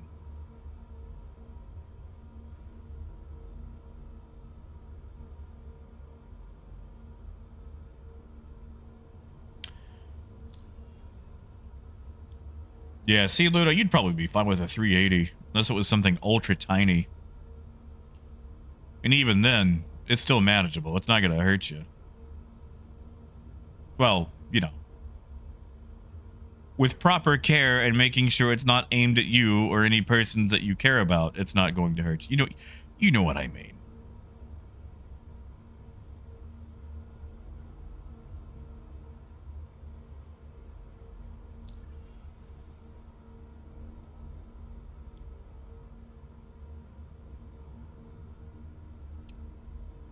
Now, a Bishop Herstal, it's still Herstal, isn't it? FN Herstal.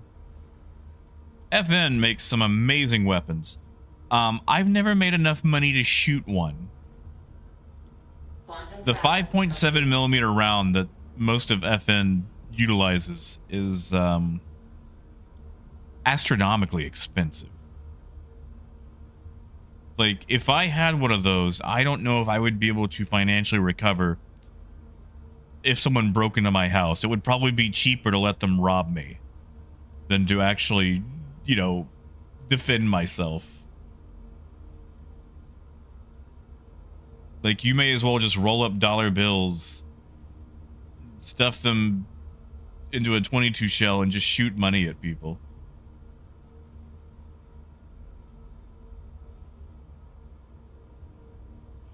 No, Lonix, and you are right, too. I mean, the thing is, Lonix, like, a lot of the fascination comes from, or use and fascination comes from when civilization wasn't so sea to shining sea.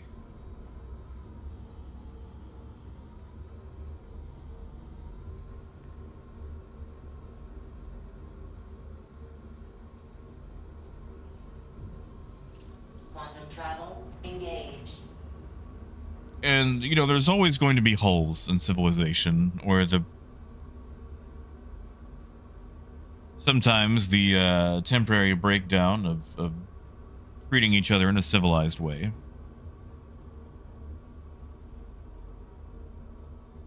Mugging, thievery, all that and whatnot.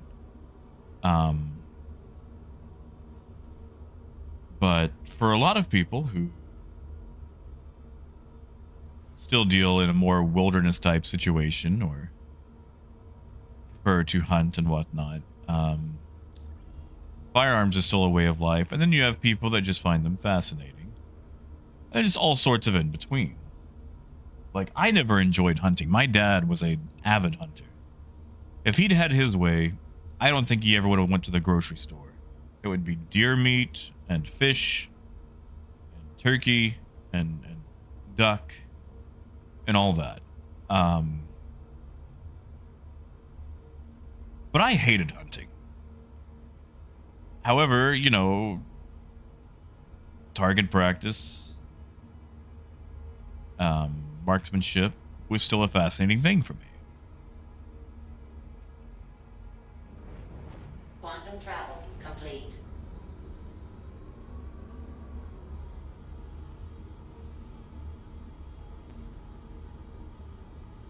And that's it too, Squirrel. Like, okay, so I had this guy who used to come in all the time to the gun store. He pretty much treated his time on the range like therapy. He was a professor at the local university and was also a very, very respected doctor, surgeon, whatever, at one of the hospitals. And he had a high stress life. And honestly, even just buying guns was a hobby for him to de-stress. Shields on. And Lonix, that is true. The risk can far surpass the benefits. Like, even if you do everything to make sure that you are the only person handling the weapon, sometimes things can happen. Things can go wrong.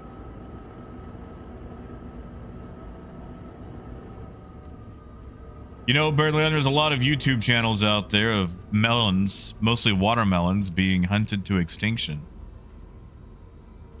And fake that is true. The thing about guns being a check on a totalitarian government, though, is sometimes, I'm not saying all the time, just sometimes, the people with the guns might not realize that and can sometimes pee on the side of the totalitarian government. Totalitarianism has a way of sneaking up on you. It doesn't show up overnight. Landing gear down. Landing complete. To quote a band called Shriekback, oh, how does that phrase go?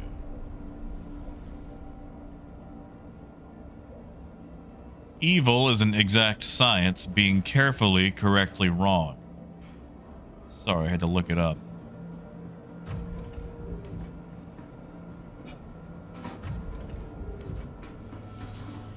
And sometimes the people who might shout, "Don't tread on me," end up allying with the people that directly seek to tread on them. But that's a whole political discourse that we need like a week of some college government class in philosophy to discuss.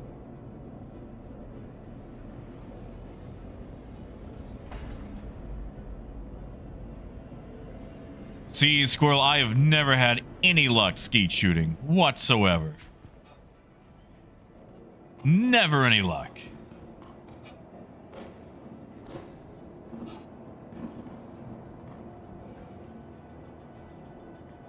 Welcome to the ASOP vehicle retrieval system. Oh, Squirrel, there could be lots of reasons to fly different flags.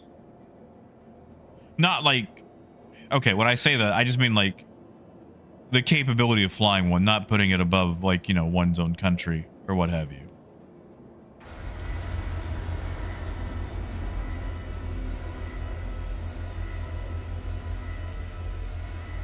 Your insurance claim has been sent. Your vehicle has been moved to our storage. Coyote, that is definitely true.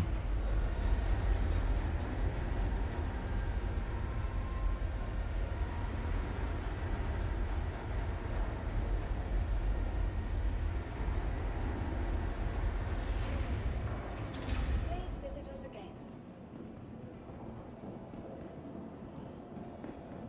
Oh, Squirrel, I'm sure there's plenty. A lot of people find different ways to be patriots. And, you know, patriotism isn't always waving a flag. Patriotism can be quietly waking up, going to work,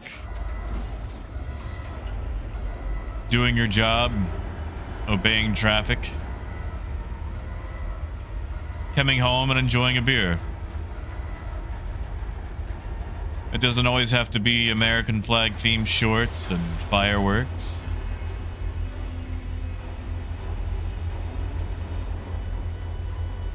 Shouting Leonard Skinner lyrics at the top of your lungs or whatever, or ZZ Top, I don't know.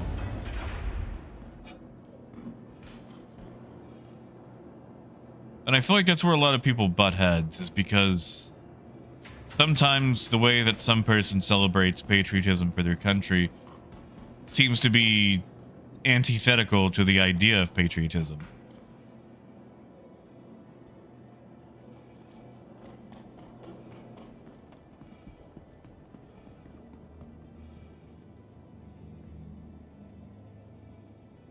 Like,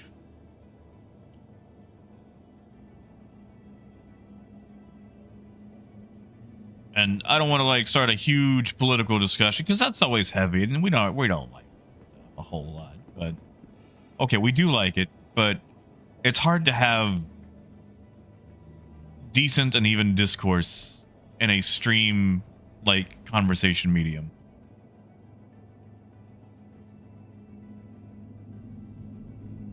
That's it, Death. That's it.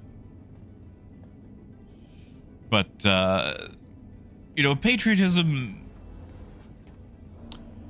comes in a lot of different forms. And sometimes it's very difficult to step back and examine a lot of those forms.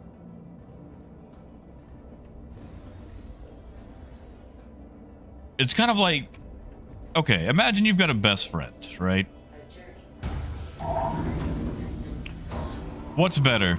Hyping up your friend no matter what and telling them that they're the best and coolest and most awesome person, even if they're crashing on your couch and doing crack cocaine? Or when they have problems, addressing those problems and trying to get them the help that they need?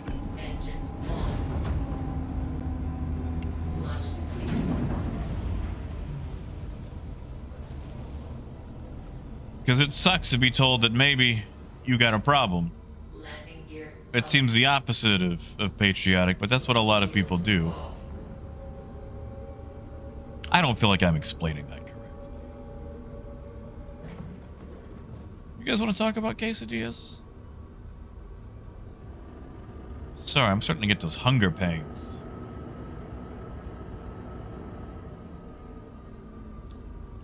Yeah, Parker, that's it. Streams of thought are definitely less than ideal.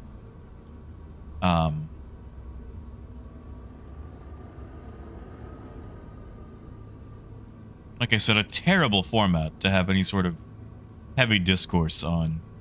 Because one, I'm the only person with a microphone, so I've got an unfair advantage here. Everyone else has to type in, and I might not end up reading everything.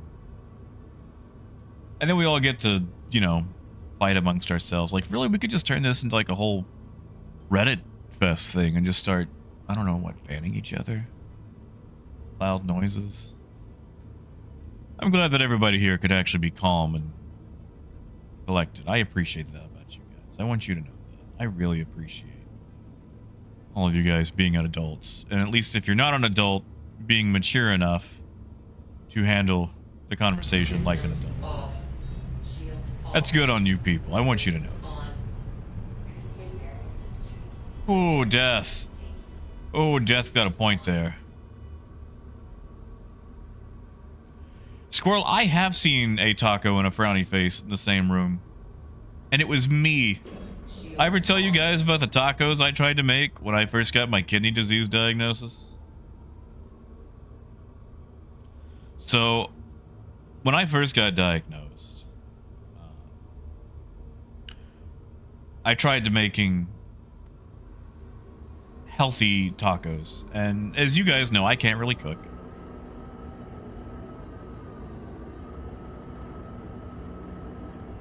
So, I had this idea that I would get these taco shells that had no sodium in them. Because it turns out those, like the hard shells from like Taco Bell have like no sodium in them. So I got a bunch of those because you could buy them from the grocery store. And I decided I would load it up with healthy crap. Just like chicken, carrots, green beans, corn, stuff like that. Like a whole bunch of vegetables. And it was the most white lady health food blog. My kids have a 3-syllable name that's not spelled any way that you think it would be spelled style cooking thing. Like, it was the saddest, most depressed taco-like thing I had ever made.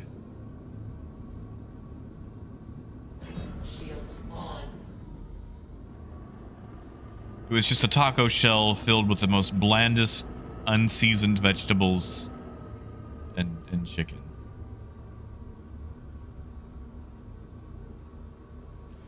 Raymond, Sweet Baby Ray's is a barbecue sauce.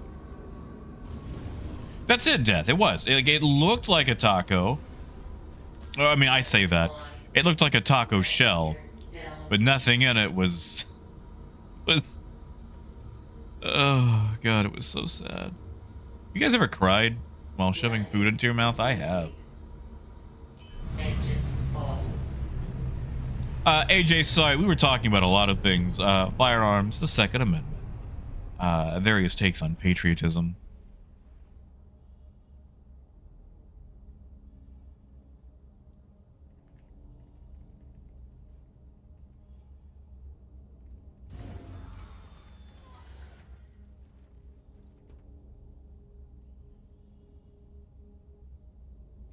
Yeah, Luna. Like I said, it was taco shaped, but it was not taco fun.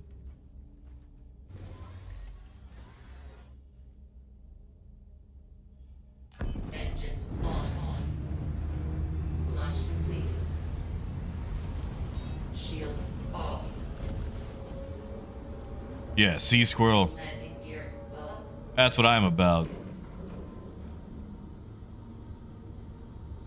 And yeah, Lonix, it is more than possible to cook healthy and it still be delicious.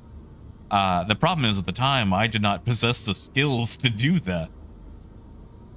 Might I remind you that I did not make a grilled cheese sandwich until after I had voted in a national election. So, my culinary skills are not particularly well developed.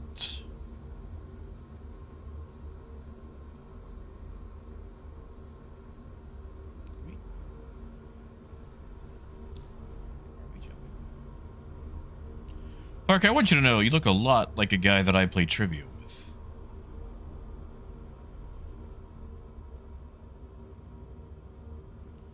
Yeah, Squirrel, have a good one, man.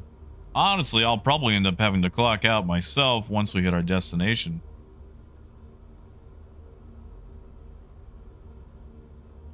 Grib, lots of places. So the way that it works, one, did you know that you can just order tons of books from various places? And we're going to be stocking some new books as well. But basically the way that it works, Grib, is like we can order new and used books from various places. Like Half Price Books can get us books like in bulk on the cheap. Hitting up resale shops, scouring Facebook, things like that. Hit up a place the other day. They were selling a bunch of books for literally $1 a piece. Now, you know, you gotta cater. We're looking for mostly like fantasy, science fiction, things like that. We're not just buying random books and throwing them on the shelf.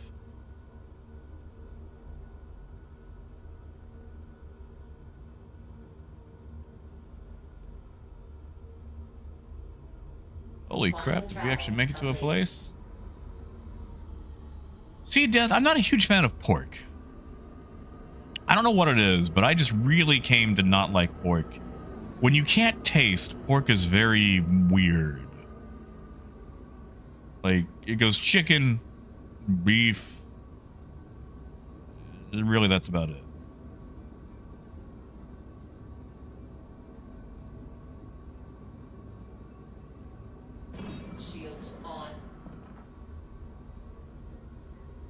Oh, thank you, Squirrel. I do, man. I still need to set stuff up. I just have not been able to bring myself to change things around in the room and get the proper lighting. Always felt like using the webcam is like a lower priority.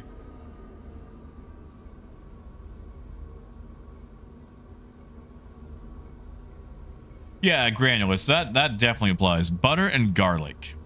Always go nuts with those two. Like, just become Paula Deen.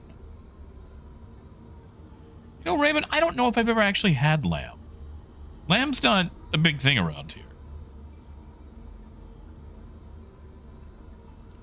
Phaedrus, it will.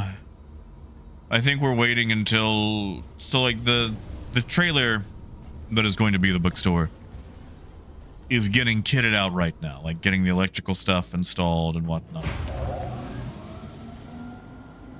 Because, one, the interior is going to need an AC system. Nobody wants to shop in a 130-degree hot box in the middle of the summer. Once we get that done, we'll be laying the shelving, the flooring, making it all nice and pretty. And once there's actually something worth taking pictures of, then there probably will be a website.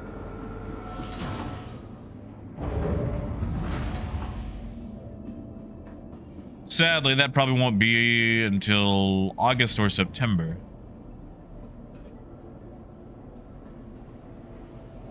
See, Wolf never had shark either. And Death, maybe. You know, Death, that actually reminds me. A long time ago, I went... Oh, gosh, let me find this.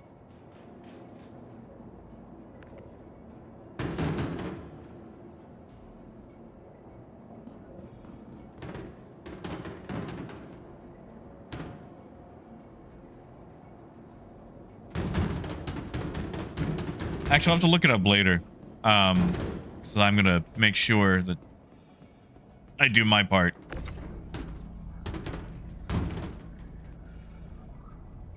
Oh, yeah, Lonix. I mean, there are some pictures, just I'm not the one who took them. But a long time ago, I went on a submarine tour here in Little Rock because Arkansas, a landlocked state, has a submarine.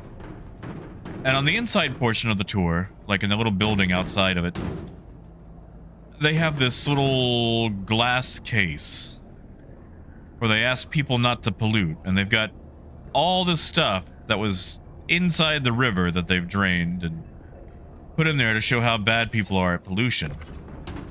Anyway, there's a book inside that case that is about, I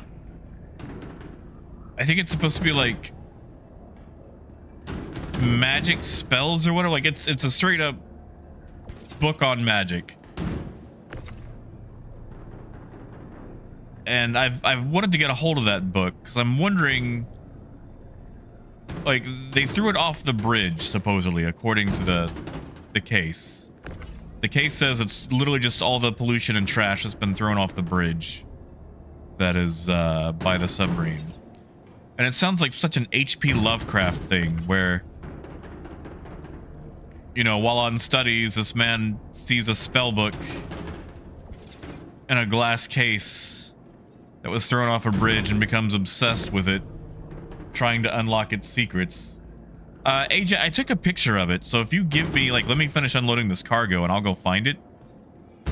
Granted, I have to speed run through like 2 years of pictures, but I think I know where it is.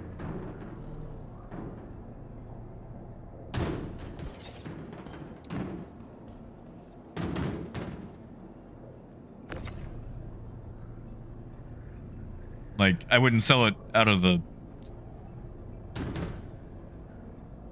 bookstore or anything. It's just one of those interesting stories.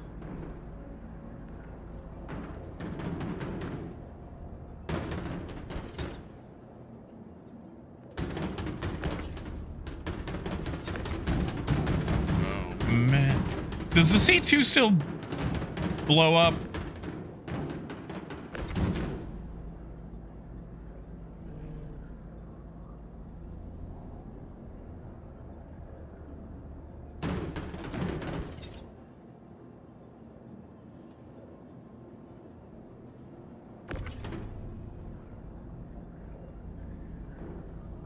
I ask, probably way too late. Exactly, AJ.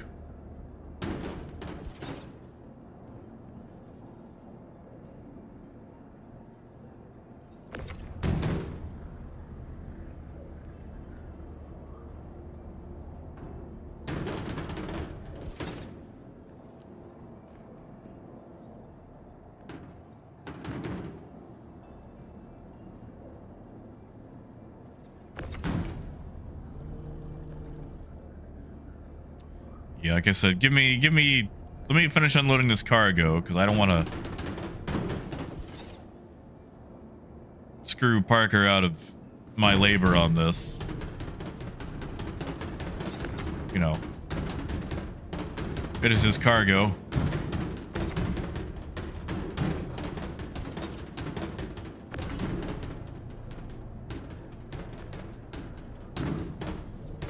Ooh, I'm just really worried about that ramp.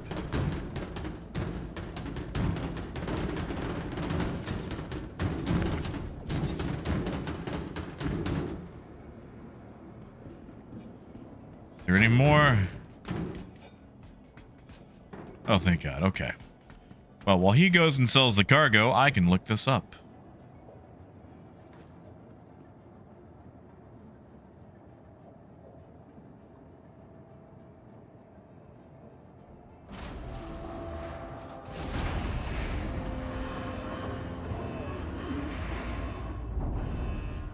Let's see. When was that? When was that?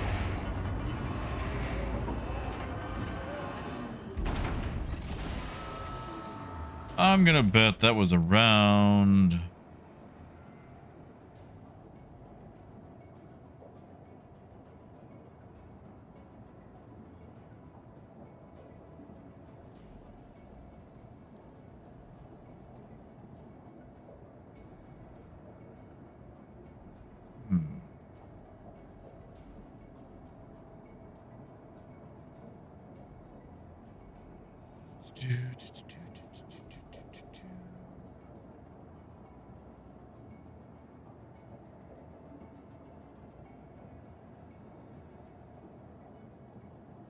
Okay, not there.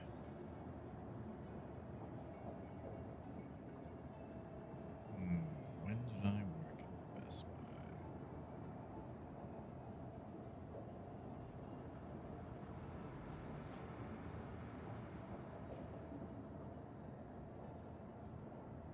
Sorry, I'm having to scroll back really far.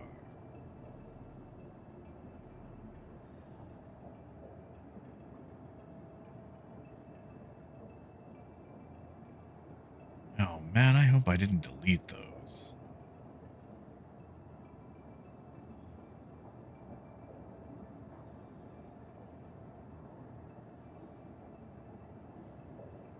Oh, that's gonna bother me. I'm gonna have to go.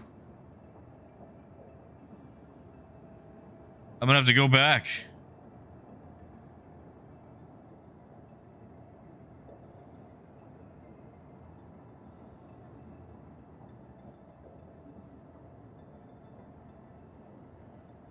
I'm gonna have to go back and go to that submarine.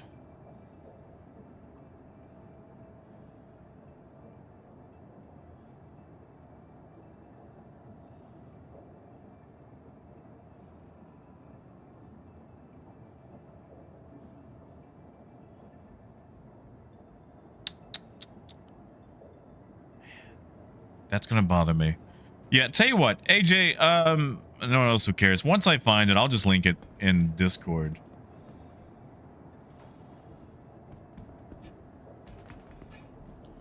You know, AJ, you say road trip, but it's 5 minutes from my house.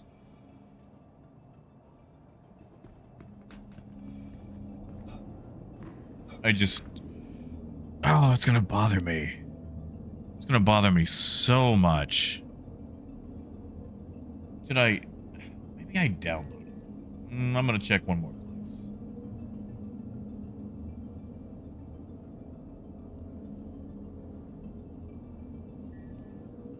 One more place.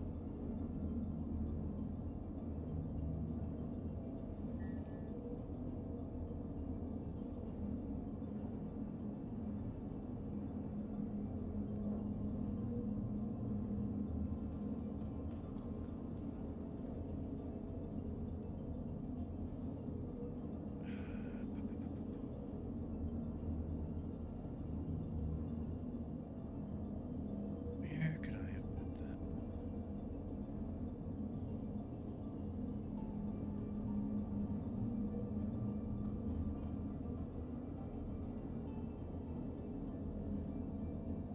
I guess I could get on Parker's ship.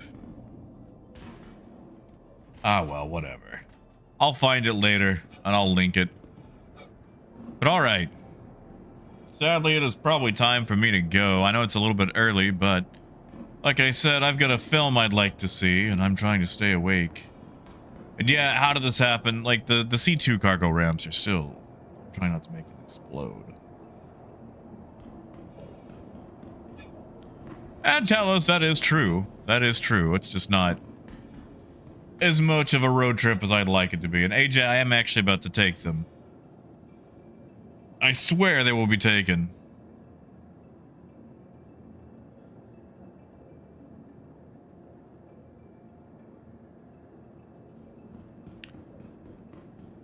But you guys have a wonderful night. I'm going to go try to catch Superman.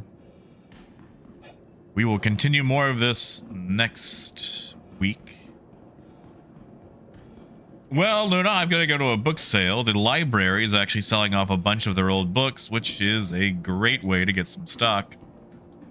So, I'm going to go take a look at that. Probably pick the truck up. Get a few things done on it. Hey, Golden. Oh, man, I am sorry, buddy. I am actually about to leave out of here. I'm so sorry.